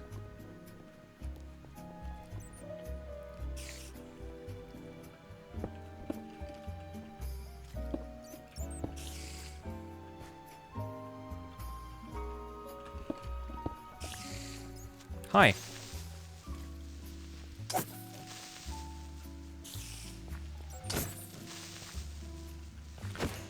I was hoping for a skeleton to come through that gap, but one did not emerge, so...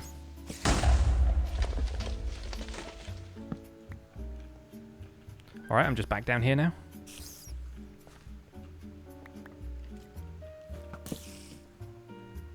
Thankfully, it was a normal spider.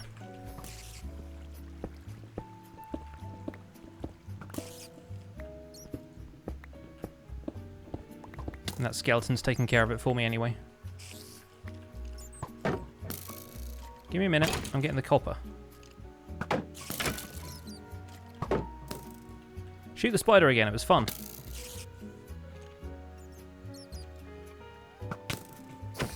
Fine.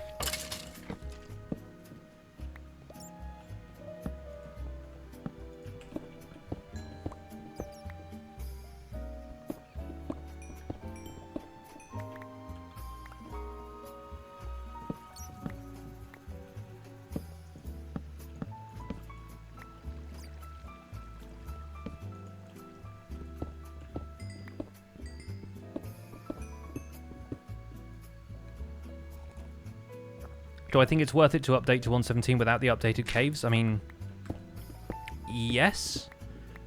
Obviously, the caving experience is going to be so much more fun in 118 when there's all of that variety and new areas, underground biomes, all of that stuff. But in the meantime, Minecraft is still a really good game. Like, and I feel like having a reset every so often does give your brain a bit of a chance to refresh and do the early game stuff and feel a little bit less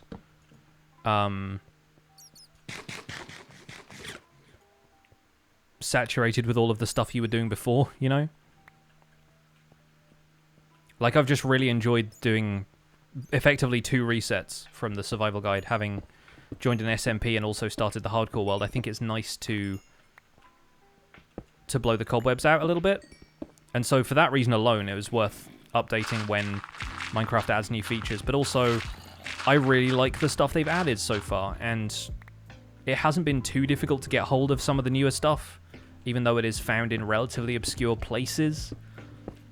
Like, if you want moss, you have to go find a shipwreck, or I think a wandering trader might sell you it, but as we've already seen on this stream, his trades are very unreliable.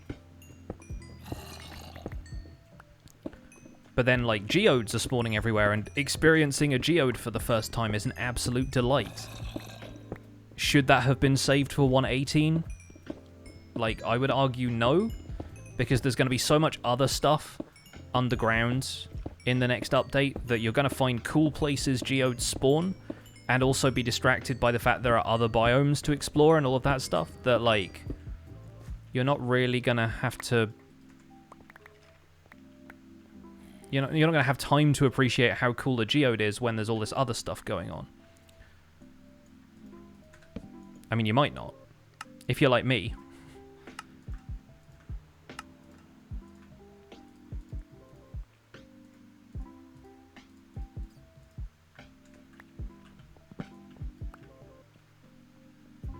A Stardew stream's going to start over again now Survival Guide is over? Maybe. But honestly, I think I'm going to get more interest in doing streams from this server and from the hardcore world, so I expect... Again, this is absolutely wild mineshaft generation. I expect there's going to be a fair amount of these streams which will just be focused on Minecraft for now.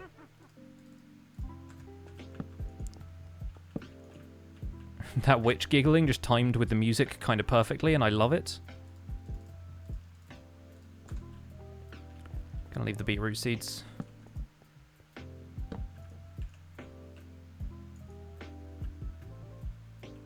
Hello. I'm kind of happy that we're not finding a ton of, like, glowberries and stuff, because having already got some and now I know how to farm them, it's like...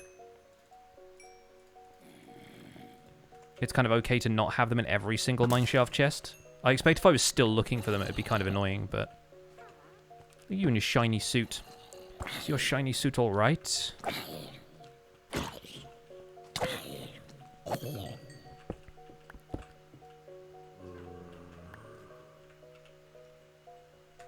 Did I actually pick that up? I did. Just didn't notice. Didn't know I'd done it. Don't know why I always leave detector rails, but detector rails always seem to come in stacks of 1, and I'm not that interested.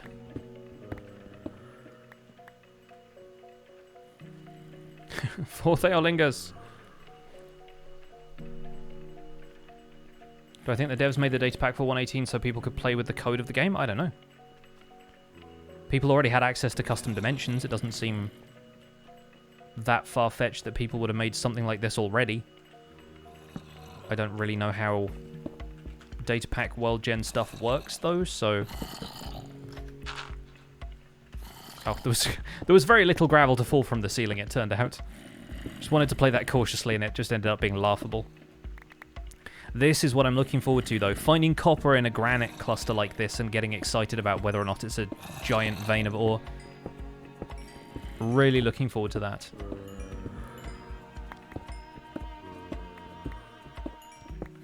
Planning on any alliances with people? Probably.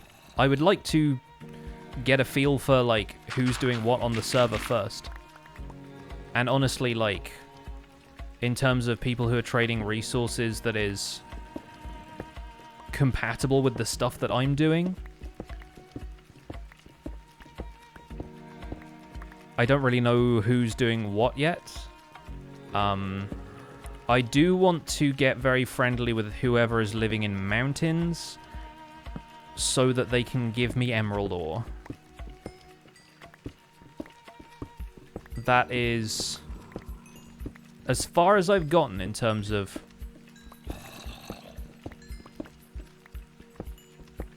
that kind of stuff. Joel's in the Badlands. Yeah, I don't know how much I want to use terracotta. Red sand is probably something I want more than terracotta, and red sand is such a difficult resource because you can't really farm it.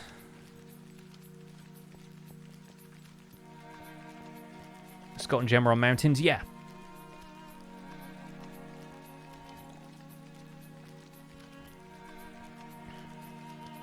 And Whip has some mountains nearby as well.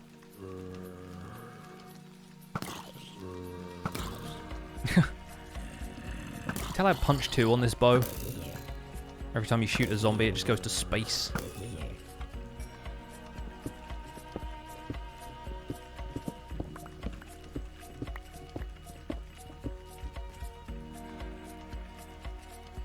Let's throw out the rotten flesh this time. And a little bit of copper over here somewhere, was there? Was I imagining that? Was that in a different place?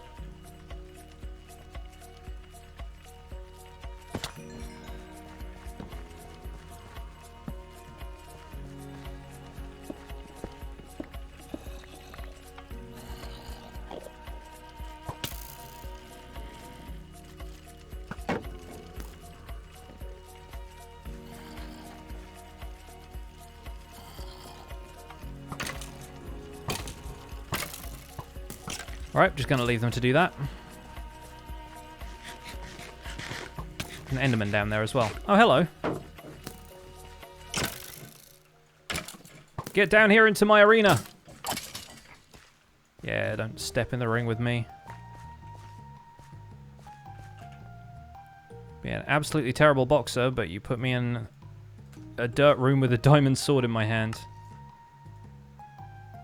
Sting like a bee.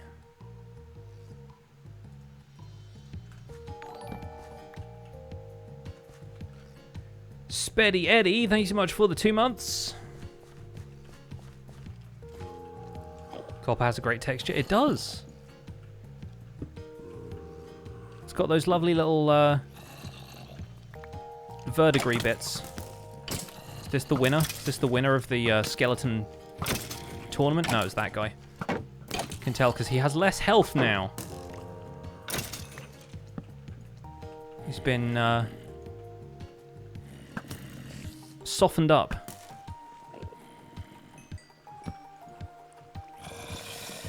Oh, it's looking ravine-y. It's looking ravine-y here, folks.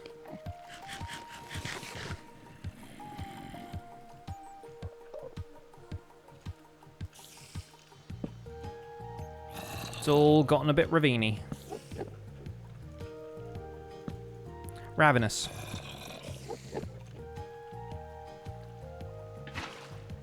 This looks like a good spot. We'll do 3 torches upwards.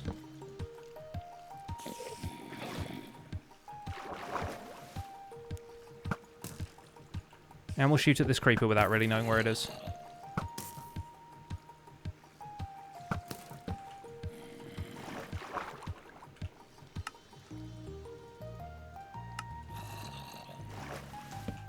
Nice slow descent into madness, probably. Now you just look like trouble, don't you?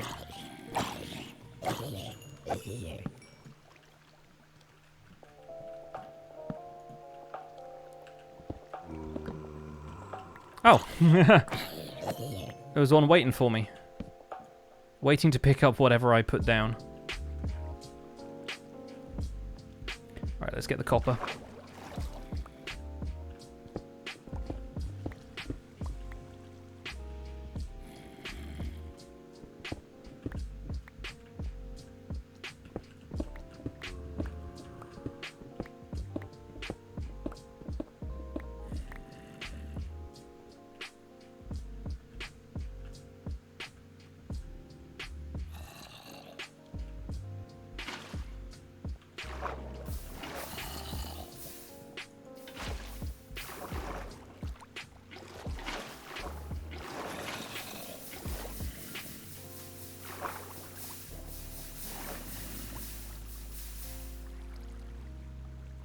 Turn this place into a bit of a water park for a second there. What is Empire's SMP? It's a multiplayer server with a bunch of other creators from YouTube, some of whom stream on Twitch as well. The goal is for each of us to establish our own kingdoms in separate areas, establish what we want to farm in those areas, and then trade and go to war over acquisition of resources. It's basically a Minecraft SMP, that's kind of all you need to know.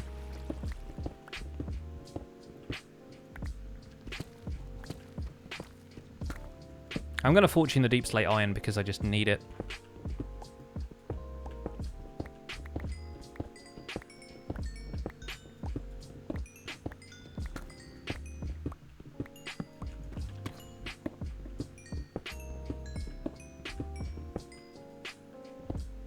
Starter base is the best. My starter base? I'm glad you like it.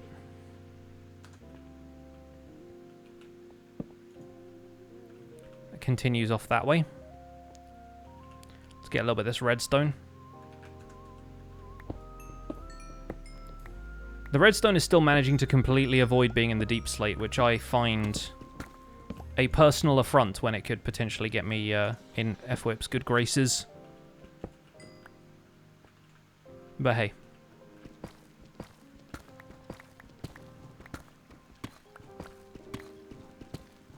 Very excited about deep slate iron, though. We'll keep hold of these. I doubt they're going to be that valuable, but... yeah, looks good.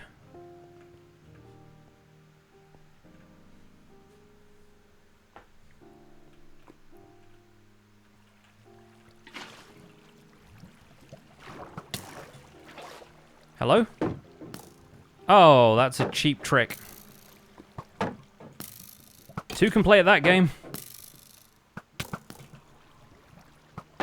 Except you're not over far enough. There we go. Die on fire.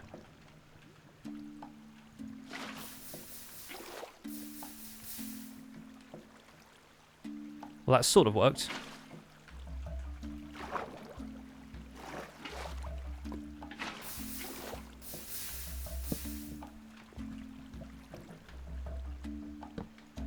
The real MLG water bucket is being able to say MLG water bucket, but the second real MLG water bucket is using it to climb walls.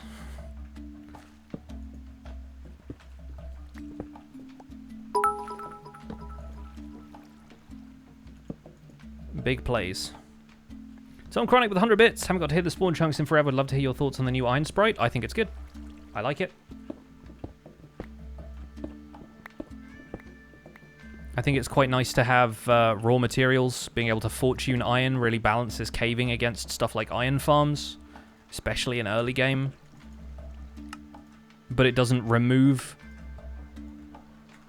the joy of iron farms because servers will need renewable iron. Rin, thank you so much for 5 gifted subs. Welcome back. Lovely to see you. Hope you're well. I'm not going to worry about all of this coal at this point. I've got plenty of coal and should honestly just get out of this ravine before more stuff like this starts happening. That's it. Get behind him. Shoot your friend.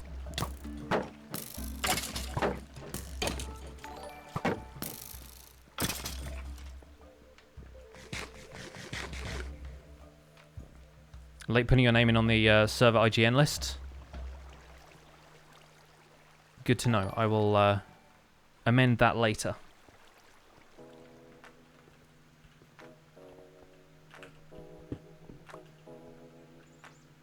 How's my day going? My day's going very well. We've done some fun building so far this morning on here on the Empire's SMP. I'm going to be streaming until 4 p.m, so probably in like the next hour. And then later on today I'm playing Dungeons & Dragons, so I think it's all going pretty well. We'll see how Dungeons & Dragons goes. We could all die, but you know. That's also kind of the point of D&D sometimes, for some people.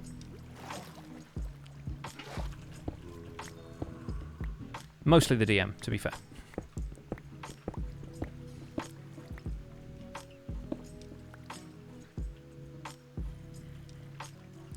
I think we'll probably quit this ravine.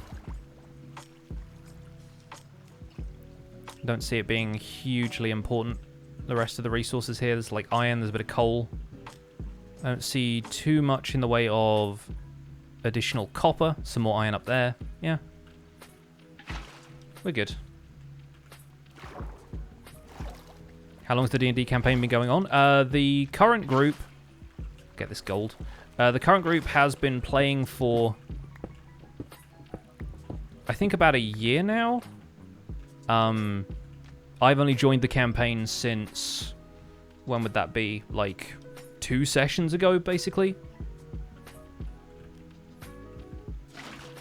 And the sessions are like twice per month, so I've technically been part of the campaign since like, I guess April, but haven't really done many sessions since then.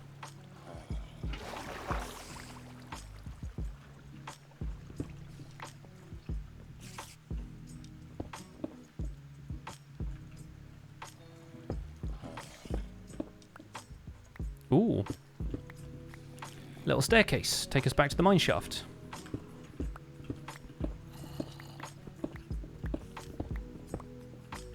Quitter. Hi, friend.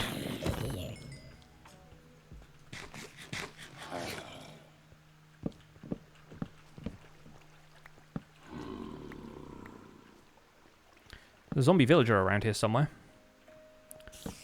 Making himself known.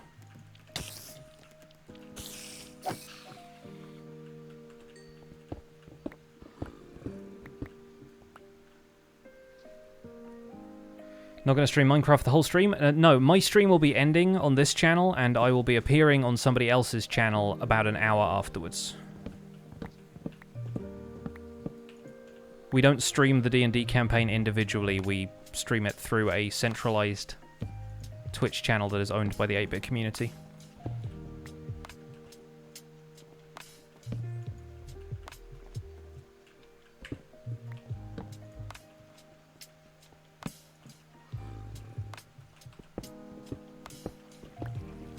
You used to say the zombie villager sounds like a villager who's sick. Now you realize that's the point. Yeah. Gotta cure them boys. Or at least deal with them however you see fit.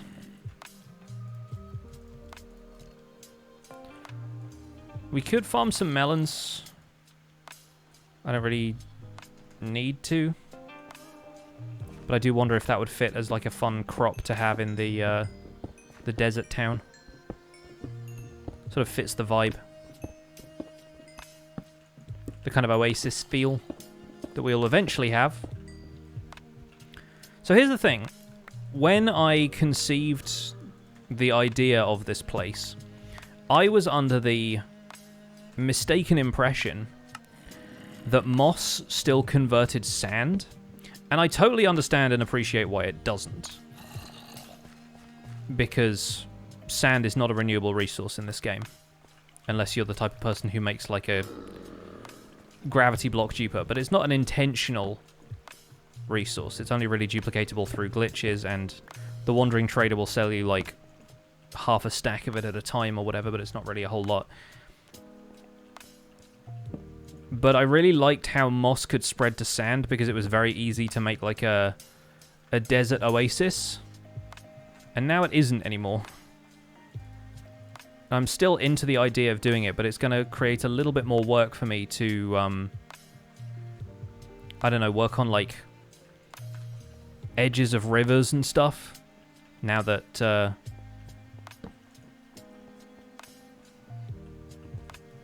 it just doesn't convert sand to moss the way it did in the snapshots. Not finding a whole lot of copper in this mine shaft. I feel like we're probably too far down to encounter a huge amount of it. We're at like Y32. Curious. We did see a bit back there. I'll get it in a second. Am I going to make a mob grinder? Like a big hostile mob farm? Probably not in this series. Deserts are often a good place to do it because fewer zombie spawns, but yeah, I don't know what the plans are with regards to other people's farms, so I don't want to step on any toes, you know?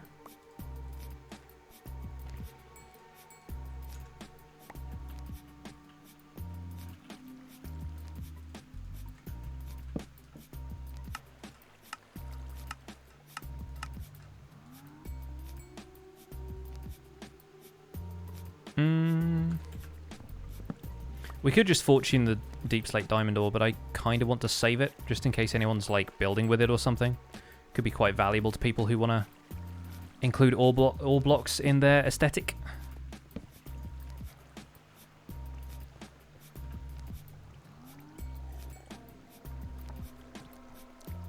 Is sand not being replaceable by moss intended? I think so, because moss only really overtakes grass and stone variants. So I think it's probably excluded from converting sand because sand isn't renewable. You could effectively use it to grief a desert and then you wouldn't really have any sand left to mine. I think they're potentially trying to balance the game away from people being able to grief stuff with moss. So like as long as you're not building with natural stone,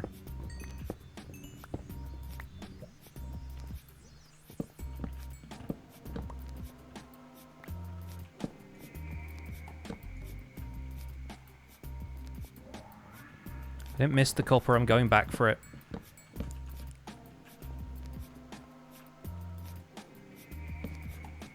Just trying to explore and light up everything else, because then when you start mining into a wall, you turn your back on the rest of the mine shaft and there might be creepers that come up behind you.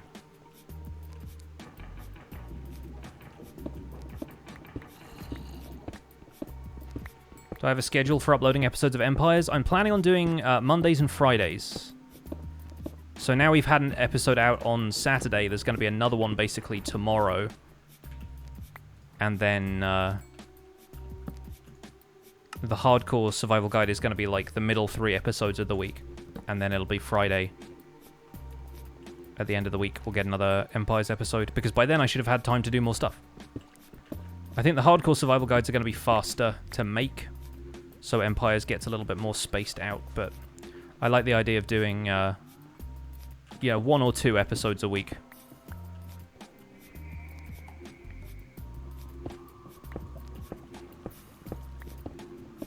I'm going to need a lot of this iron for automation stuff, like hoppers and whatnot, so... I feel like at this point my priority has switched to iron a little bit. No, it's Skyblock 116, does that mean that series is dead? I mean, kind of, yeah. There is a new Skyblock... map that has additions of 117 stuff. There's a geode island, like Dr. Trog has reworked the map a little bit with newer features, but honestly, Skyblock is something that I play when I want a bit of a change from vanilla, and right now I'm just all about like default vanilla because it means we get to just explore new worlds and stuff. Whereas Skyblock gets very technical, it's very grindy, and yeah, the reason I wasn't making more episodes of that more recently was because it just takes a lot of time building up the farms before you can do anything that looks pretty, with more than just like basic resources at least. Why am I not making an iron chest plate? I mean, the gold one's doing fine. Don't really see the need to change it right now. I'm not dying.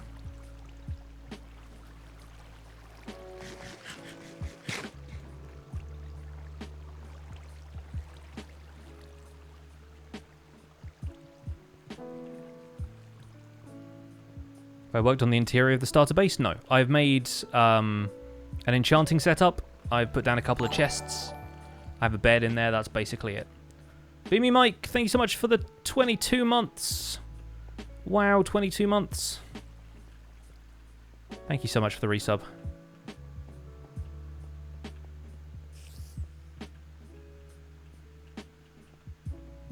Have we been down here? Looks like we might have been down there. I have yet to find any of the mine shafts that have, like, this, the chains.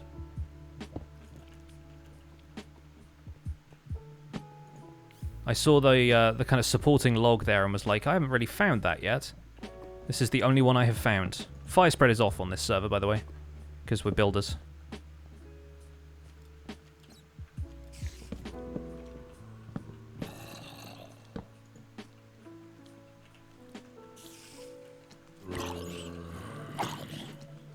And again, the double mineshaft generation has just caused some really weird and interesting overlaps around rooms like this.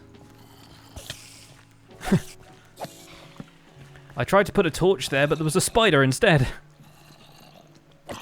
Where there is not light, etc.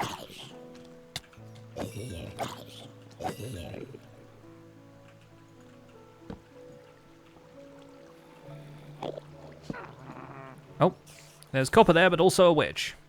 So,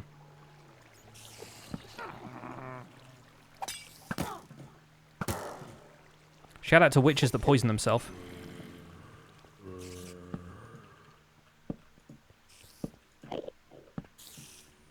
Man, this is strange. This is very, very strange. Excuse me, sir.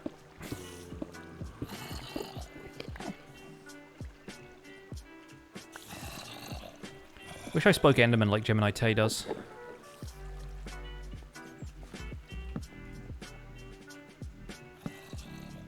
There's the glowberry one. We already got some anyway, but it's kind of nice to have a few more. One more thing I have to bone meal. And another name tag. Very nice. We got more than one detector rail in that chest as well, but again, not super interested in those. I think we need to go back to the surface. My inventory's just getting obnoxiously full.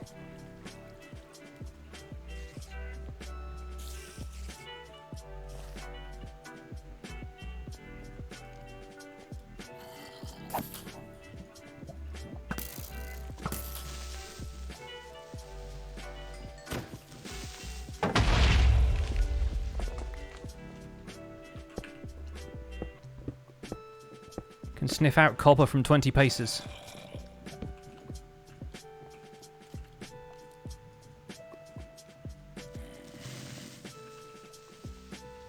Hello?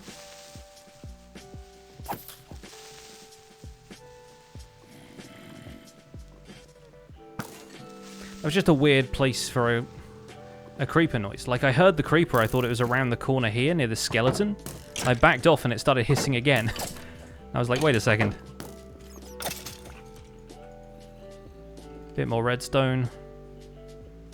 We're getting into annoying levels of inventory again.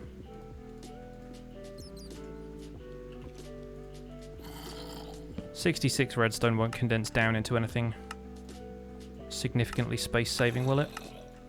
Nope, didn't think so.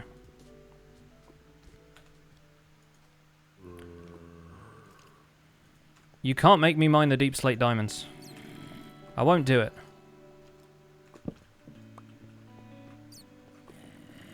Now let's head back. Let's head back. There's so much stuff here, but we can come back another time if we want to. Although for copper, I will still make an exception.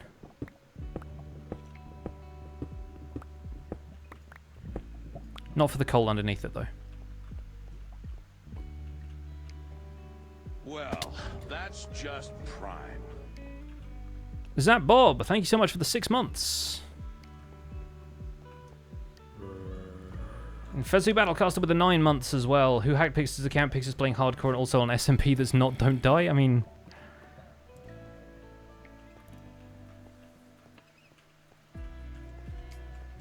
It's kind of funny that we now have to prelude all of these things with like, well, it's not this server and it's not that server, but he's playing on SMP. I played on SMPs before.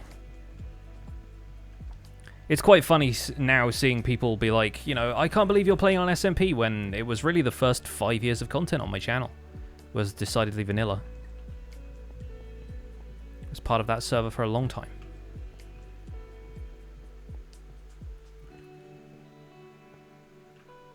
Was this the way we were going? Was this a way to go? I sort of lose track in mine shafts, unfortunately. That's just end of the passageway.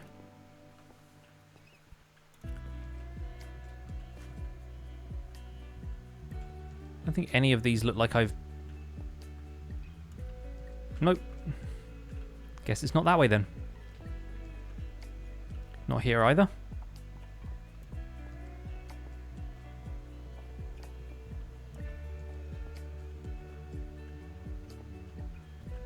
And it's definitely not that way. So is there a way to get up around here somewhere? The torches are confusing me now.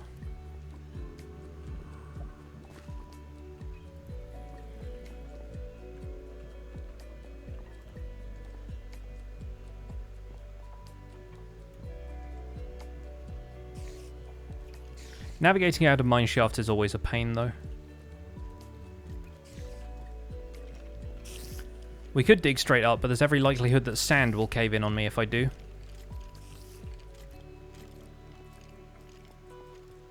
I also like getting into the habit of navigating out of caves like this. This is all unexplored.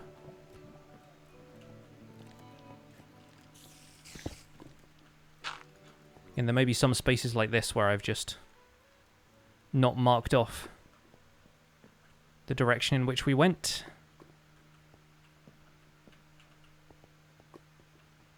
Didn't go that way, that's for sure.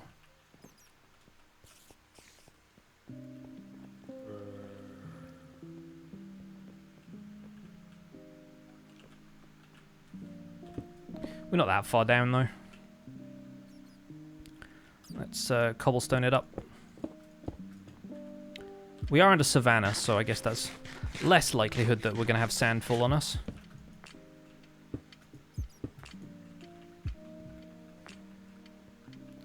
Just come out into this little cavelet.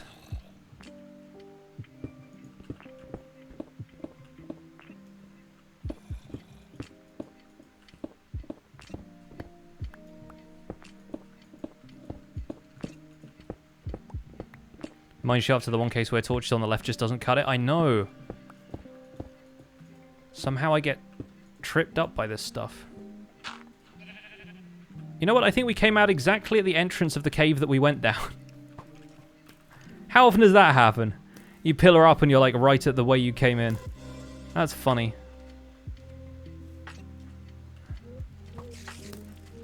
The moon is rising.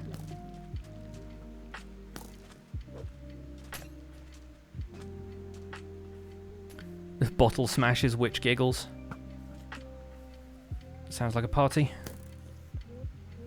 I'm still working on the museum. I've not done anything this week because I've been devoting a lot of my in-game time to making content for the Hardcore Survival Guide and now this.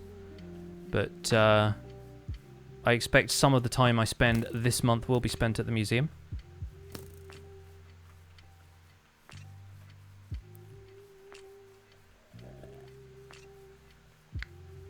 Torches don't protect you when you're digging straight up because of lava. Yeah, but then blocks do that. Like, we have defenses against everything Minecraft can throw at us. It's just about reacting. So the main resources I'm planning to have as an empire? Copper is the main thing. It's going to be difficult to farm, but then we'll be able to go mining for it on streams like we're doing today. And I expect there'll be a decent amount of mileage we can get out of it, because it's a resource that people seem to like and people are going to kind of want, but aging it is a bit of a pain. Acquiring it in large quantities is a bit of a pain, and I have plans for making both of those significantly easier. They haven't done it. Nobody done it. Gonna make a drown farm? Probably not. Like, I mean, maybe so I can just AFK for copper, but then I'd still have to have a way of, like, hitting the drown for player kill drops, so... Like, I don't know if that's actually going to be worthwhile. It's going to be worthwhile only in as much as we will have to go further and further away if we want to get copper in caves that we haven't explored before, you know? What's the pressure plate for? I got it from a desert temple, and I wanted to step on it just in case anybody had trapped it yet, because this is a server full of people who will do things like that.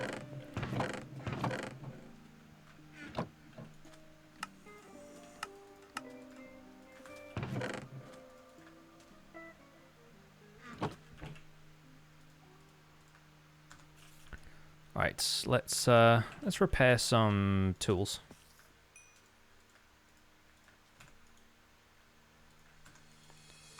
I guess I didn't leave too much copper smelting in here last time. Bit of iron.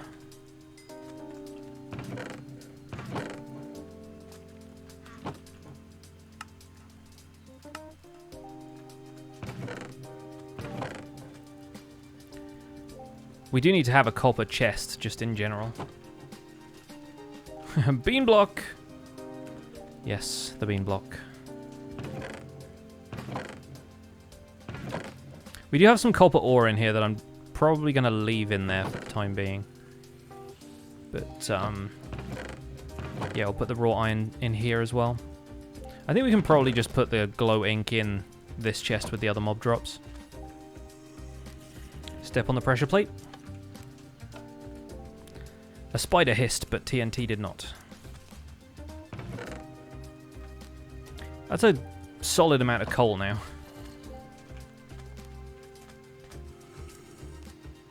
Is stealing allowed on the server? I mean, stealing is one of those weird grey areas where, like, a lot of the time, if you are stealing things, you're doing so with either, like, tacit permission from the other creators because it's for shenanigans and you're gonna do something with it to, like, prank them or whatever. Or it's the kind of thing that they won't actually miss. Like, we're all YouTube creators here. Like, we're all doing stuff because it makes good videos, not because we are vindictive people who are like, hey, let me steal the stuff that you got. Let me take all your diamonds, you know? Like, we're not about that kind of life.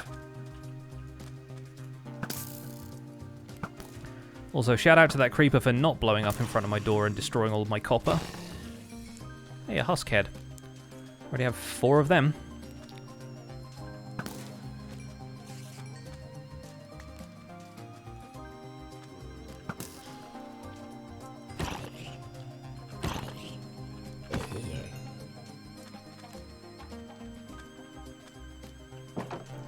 Lighthearted roleplay, yeah, exactly. So, like, people might steal stuff from people just because it's funny, but half the time we may have, like, discussed it in the Discord beforehand and been like, I want to do a thing where I steal your stuff. And they're not going to do it, like, in a way that's going to severely inconvenience you because, like, it was stuff you wanted to build with, or, you know, now you don't have any money to buy something from somebody else or whatever.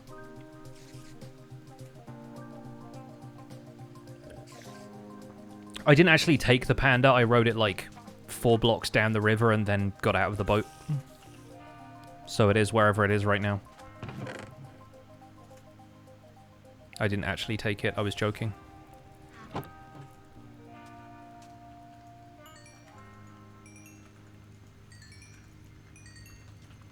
Behind the scenes, eh? I mean, like, this is the kind of stuff that people should just know if you're watching a YouTube series like this, in the same way that, like, you understand that a TV show is people acting. Like, it feels like the same thing for me. It's like, if we do stuff that seems like it's genuinely annoyed other people, 9 times out of 10 it's like, we just think this would be good content.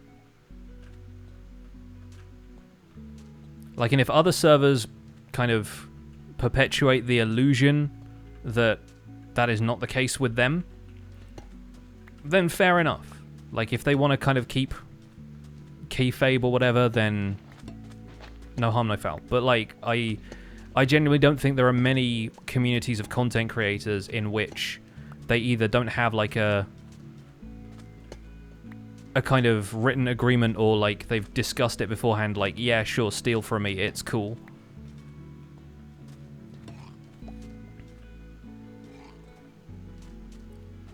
But anybody who's, like, pranking you or whatever, like, it's because you have agreed to be pranked.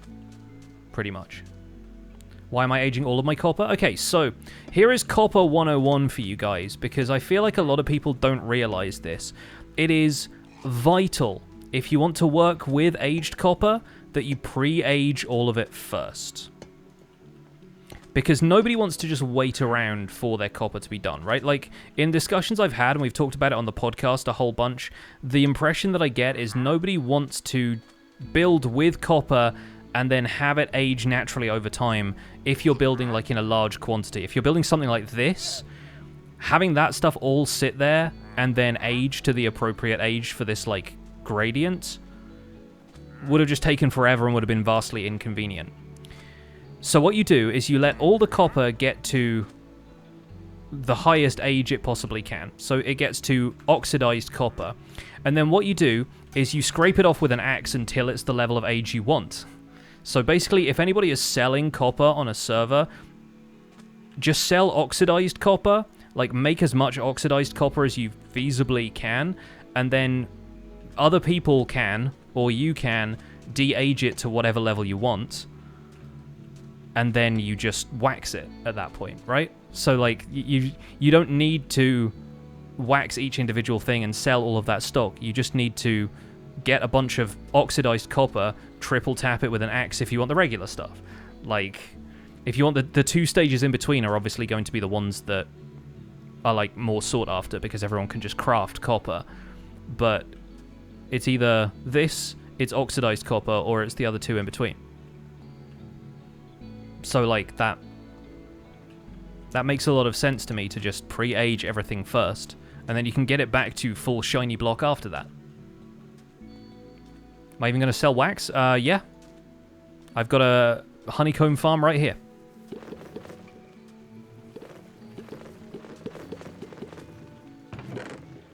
See? Lots of honeycomb. I need to figure out what else is going to go in here.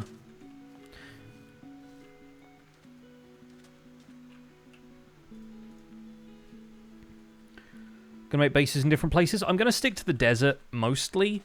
I don't know if other people are going to expand into other biomes, what their vibe is, but the way this server has been set up, we've all kind of claimed individual biomes, and I don't know, maybe we do something like the Hermitcraft Season 7 base swap, or, you know, we do something like we all swap around a little bit, or we all kind of make a secondary empire somewhere if we all like the concept enough but are burned out of wherever we decided to build in the first place. But personally, I think the desert is going to sustain me for the whole season.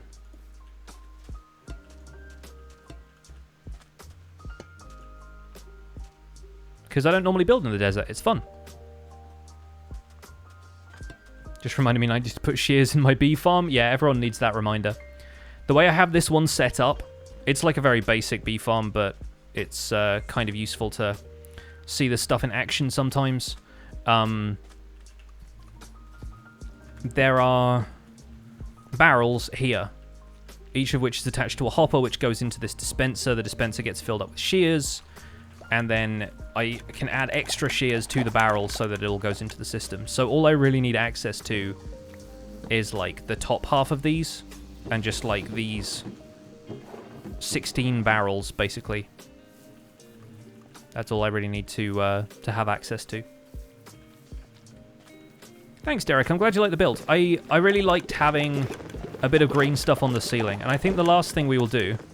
I love that noise. I love that noise so much. I think the last thing we will do is add in a little bit more azalea and probably trim some of the glowberry vines, because they're getting kind of out of hand, but it's also like a kind of passive glowberry farm in a way as well.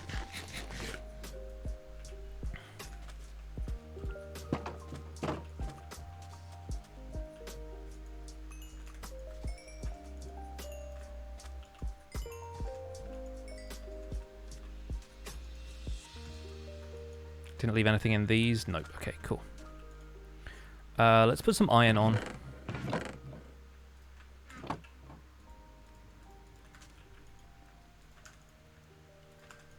That's going to get us a decent amount of XP. I think copper gives you less XP than iron.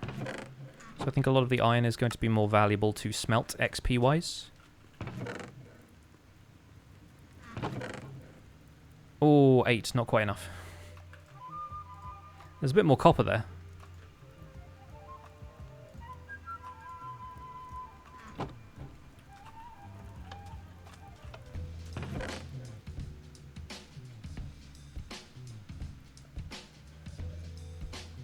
You can stop glowberry growth by placing string underneath. You can, but there's a better way to do it, in my opinion, because I don't like leaving string around my builds.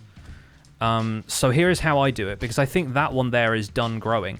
Glowberries are like kelp. They have an age. If you look on the right-hand side underneath where it says targeted block and it says Minecraft cave vines, and the red text where it says berries false, you'll notice it says age 25. That's exactly the same mechanic as kelp. Once it gets to age 25, it won't grow any further. And so all you need to do, say for this example, right, this one is age 9, so if there were, you know, 20 blocks of height underneath that, it would stop once it reached age 25. But every time you break the end of the plant, it resets. So now it's age 12, and now it's age 4, and now it's age 13, and then that one is 14, and then the last one is 19. And now when it says 19, it's only got 6 more stages it can grow. And so, you know, that's going to lead it to about here, and it's going to stop 1 block short of the floor. So you can do that. Obviously, it means breaking the vines as they grow, or alternatively, like spamming glowberries on the end of the vine and then breaking it if it's not the age that you want. But you can do that with the F3 debug screen on to make sure everything grows at different lengths, and you can just do that like kelp. Building a glowberry farm is basically going to be like, or like a... It's going to be like the reverse of a kelp farm, basically.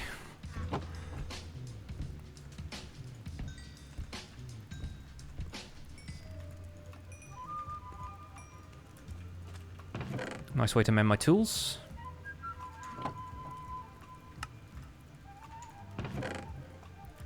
Man, I'm actually enjoying using blast furnaces now, which is weird, but the amount of copper I have to smelt, it does help to have it smelt faster.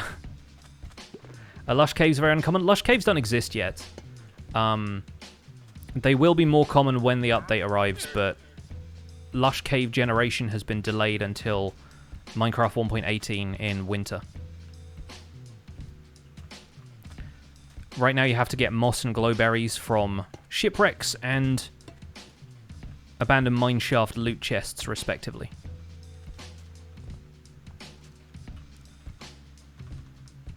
You're right, the lights in the background aren't working again. What is going on with Lumia? Why does Lumia just, like, close itself in the background? Doing it every stream now.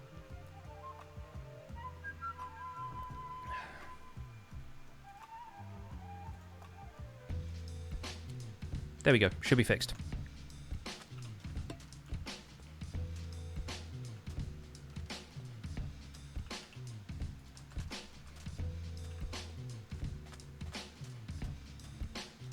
Name it the Field of Oxidization. I'll thank you to call it David Copperfield, which is what its actual name is. If you're on first name terms, you can call him David.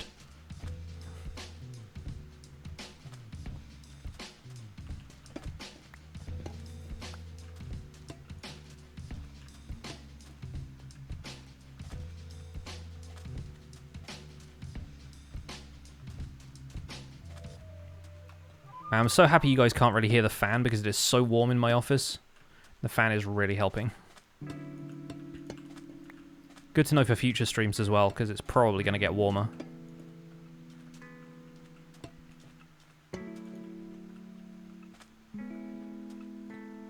Alright, looks like we got all the oxidized stuff. Now to farm some azalea. How do you automate copper aging? You've got to figure out a way to get it spread out via automation. Which, yeah, I have some ways to do it. I'm trying to play my cards close to the chest because I want it to be a surprise when it's actually, like, done. But I got some blueprints drawn up.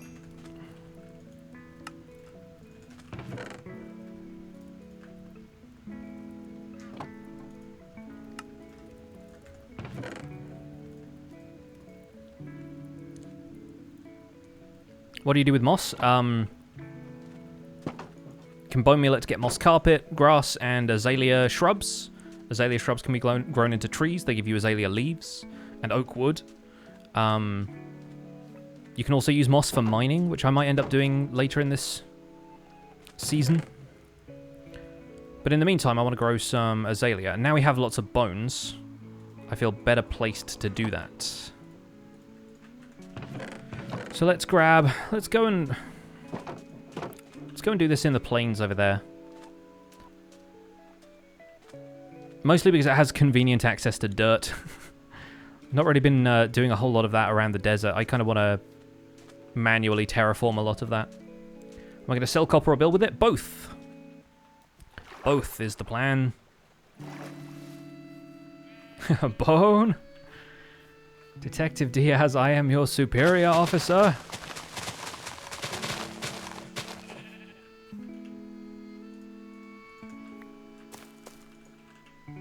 So can we do this? We can. And then we get 2 rooted dirt from that. Lovely.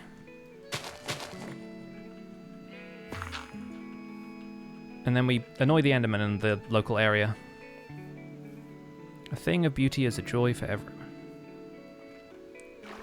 Is the economy based on diamonds or something else? It's based primarily on just trading for whatever resources that you want from somebody else. So if people want copper from me, they can absolutely buy it for things like emerald ore. If they've got hold of some of that. I'd take some diamonds at this point. Like, I could also use terracotta, red sand. I think it's mainly going to be about give and take of what people have in scarcity and what other people can provide, rather than it being like a shopping district kind of system where you turn up with diamonds and pay in diamonds and then people use diamonds to buy other stuff. I think it's going to be a bit more direct in terms of the way we trade.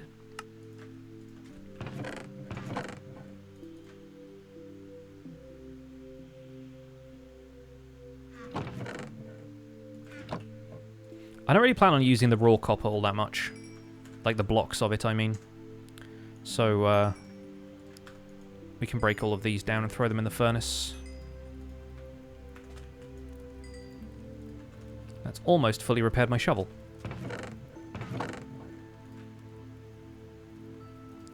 The rooted dirt I'm actually going to keep around because I like it as a block. I actually kind of want to use it around here. It's the kind of thing that won't make a huge amount of difference at a distance, but like up close you notice stuff like that. And it feels like drier than regular dirt and coarse dirt do, which works for the desert vibe for me.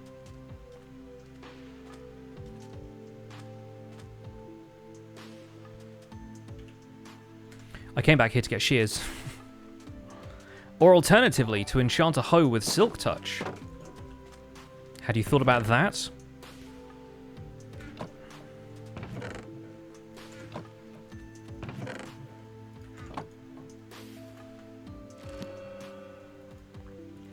Because the enchanting table hadn't, so guess we're doing this the old-fashioned way.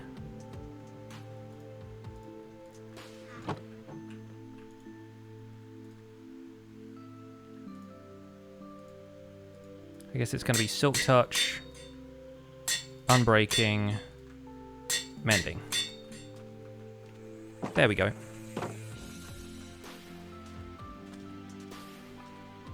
'Cause Why there's so many heads? We have more mob heads installed as a data pack. Ali Jubilee and Daphnis, thank you so much for the 2 months and the 5 months respectively. Appreciate the continued support. Thank you so much for sticking around, folks. We've had, like, record attendance on this stream. It's been wild. A lot of people excited to see Empire's SMP kick off, and we'll be able to do, like, some pranks and whatnot on stream, especially if there are going to be more people dipping in and out of the streaming space. I like how Azalea trunks generate like this. I feel like you could do some neat custom trees by just generating some Azalea next to each other and kind of removing the bits that you don't want. The topiary approach to custom trees rather than building them from scratch yourself.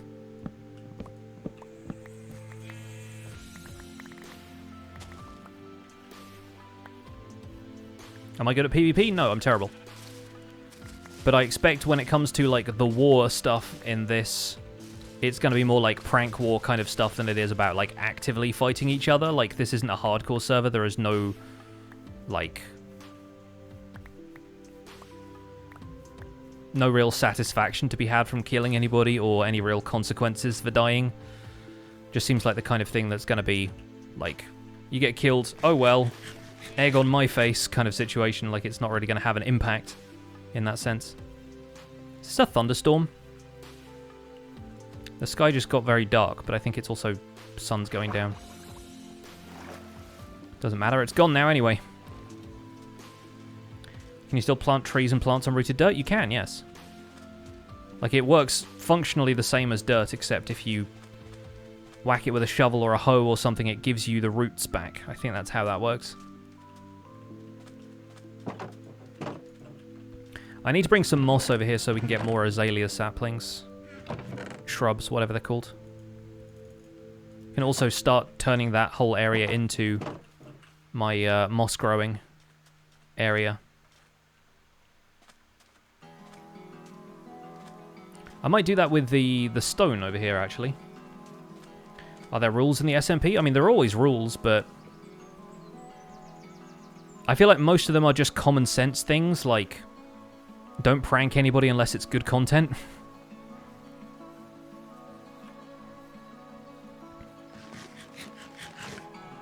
Either for you or for them, really, but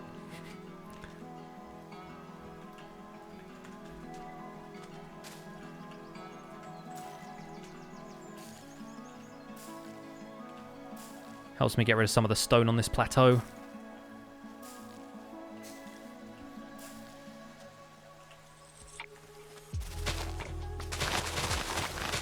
Hoes are the best tool for moss, by the way. Just in case anyone was unclear.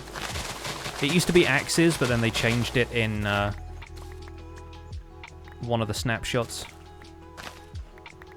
Which is fine, because, you know, more uses for hoes, always good.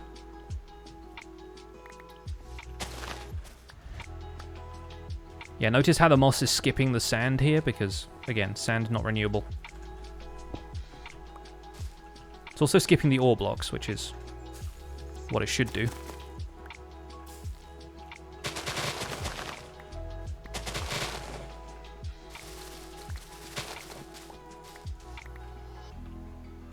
Never understood the reasoning for axes. I think it's just because it was, like,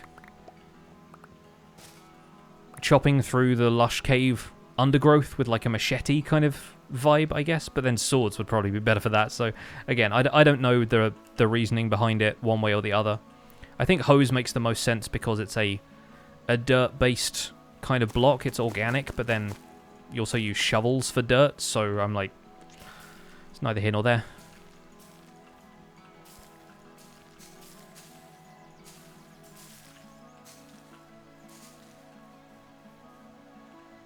These actually seem to grow with relatively little bone meal, which is nice.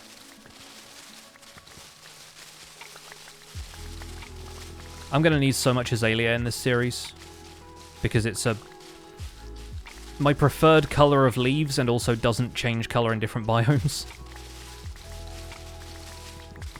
It's a really nice texture too, they've done such a good job of it. And the saplings are wonderful as well. All in all, guys, Caves and Cliffs update, A+. A+ update. Can you get a beehive from azalea trees? I don't know if you can or not. I've not tried.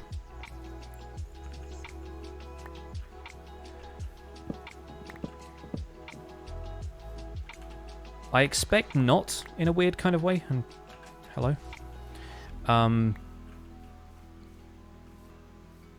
Because it's not all of the other trees. It's just oak and birch, I think. And azalea trees in the wild are going to be so infrequent that I don't think they could spawn with beehives on them, or if they did, they'd be like ludicrously rare.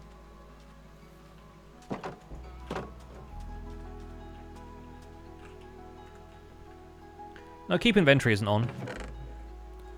I'm saying there are no consequences if you die, because more often than not you're just going to be able to go and pick up your stuff, and I think on this server, like a server full of content creators who understand how much time it takes to get geared up again, it's going to be pretty foul play if somebody does actually, like, destroy all your items somehow. Like, I don't see that going over well.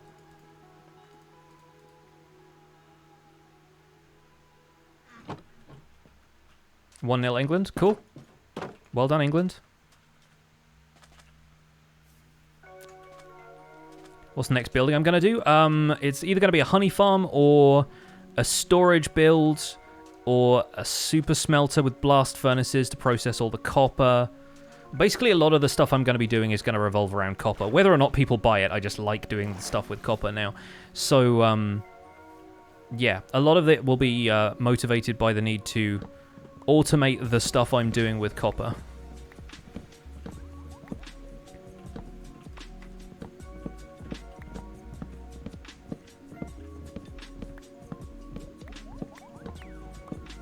Other cool thing about azalea trees, not that big. They're big, but they're not that big. They're not like giant, annoyingly tall oak tree big, right? Like, you can chop down most of an azalea tree from the ground. Maybe you need to pillar up once, the way you do with, like, some of the spruce trees. I feel like that's good. I feel like it's a good balance. Do wish there was unique wood for it, but not going to turn my nose up at more oak wood. I need it for my build palette.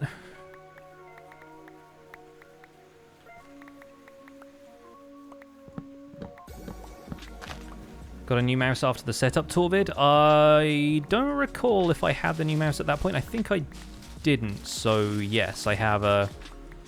What is this? A Logitech G403. I have one of those now. Because the scroll wheel on the other one was busted. So now I can actually, like, scroll to items in my hotbar without it flickering all over the place.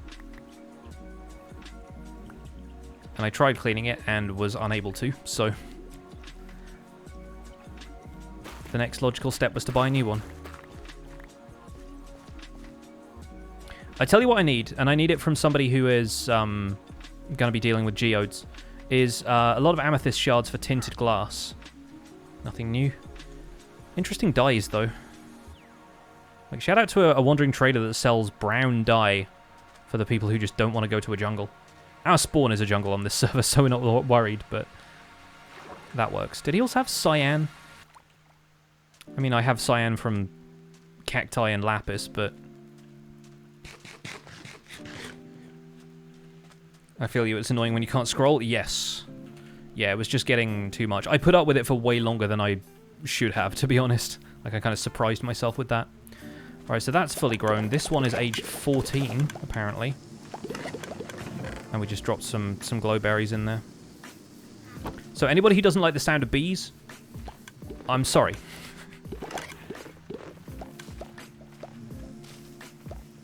Because you're going to get a bit of it for the moment here.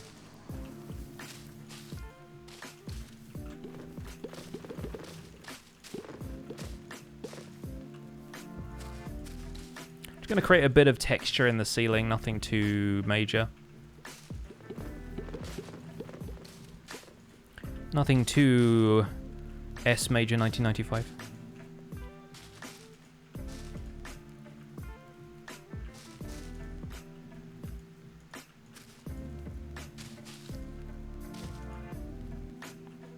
I just realised him having 1995 in his name means that he's like 8 years younger than me, and now I feel very old.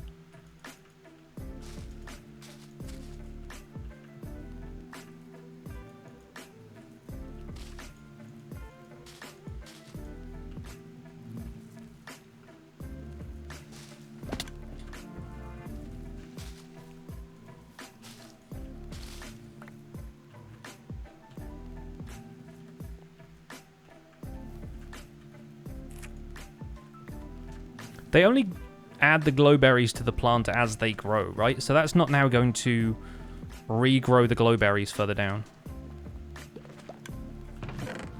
That'd be weird if it did that.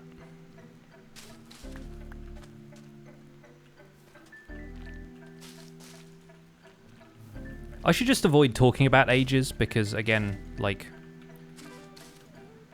people in chat shouldn't be talking about their ages thanks to Twitch terms of service.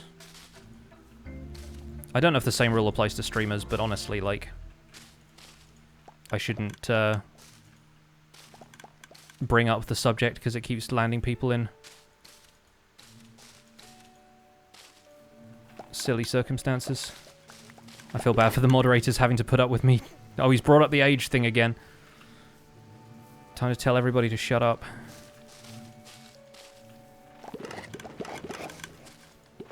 If you want the 4th stage of copper, why are you getting honey? Because then you'll be able to wax the stages of copper that you want after you've scraped off all of the oxidization. And also, the 4th stage of copper can still revert if you get it struck by lightning, because that's one of the... sorry about the flashing. It's one of the features of copper is that if it gets struck by lightning, the corrosion on it just kind of burns off.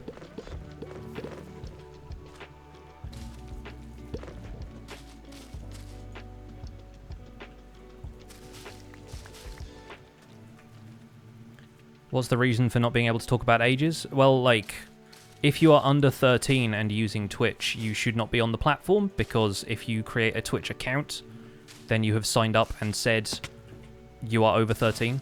So if anybody in chat admits to being over 13, we legally have to ban them, because otherwise, you know, we are allowing minors who should not be on the platform the use of Twitch.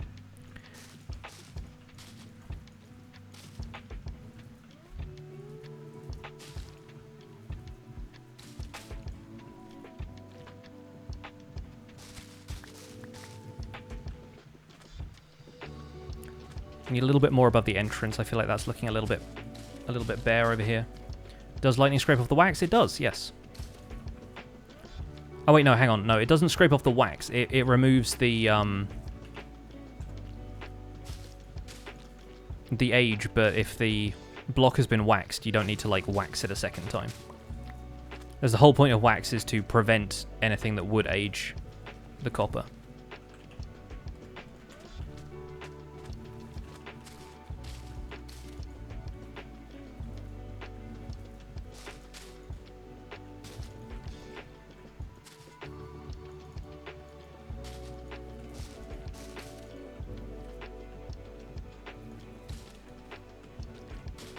Yeah, I would honestly love copper to have some kind of redstone use for people in the chat who were talking about that. I just think they probably have other stuff in mind for redstone. Somebody just slept, and that was like, it almost startled me how loud that noise was. Hey, the cool thing about having these vines in here is that, in theory, you can climb these, right? So, like, if I do this... Yeah, I could get up here if I wanted to. Not that there's anything to get up there, but it'd be a really neat way of building aesthetic ladders into your builds. Anyway, folks, it is 4 p.m.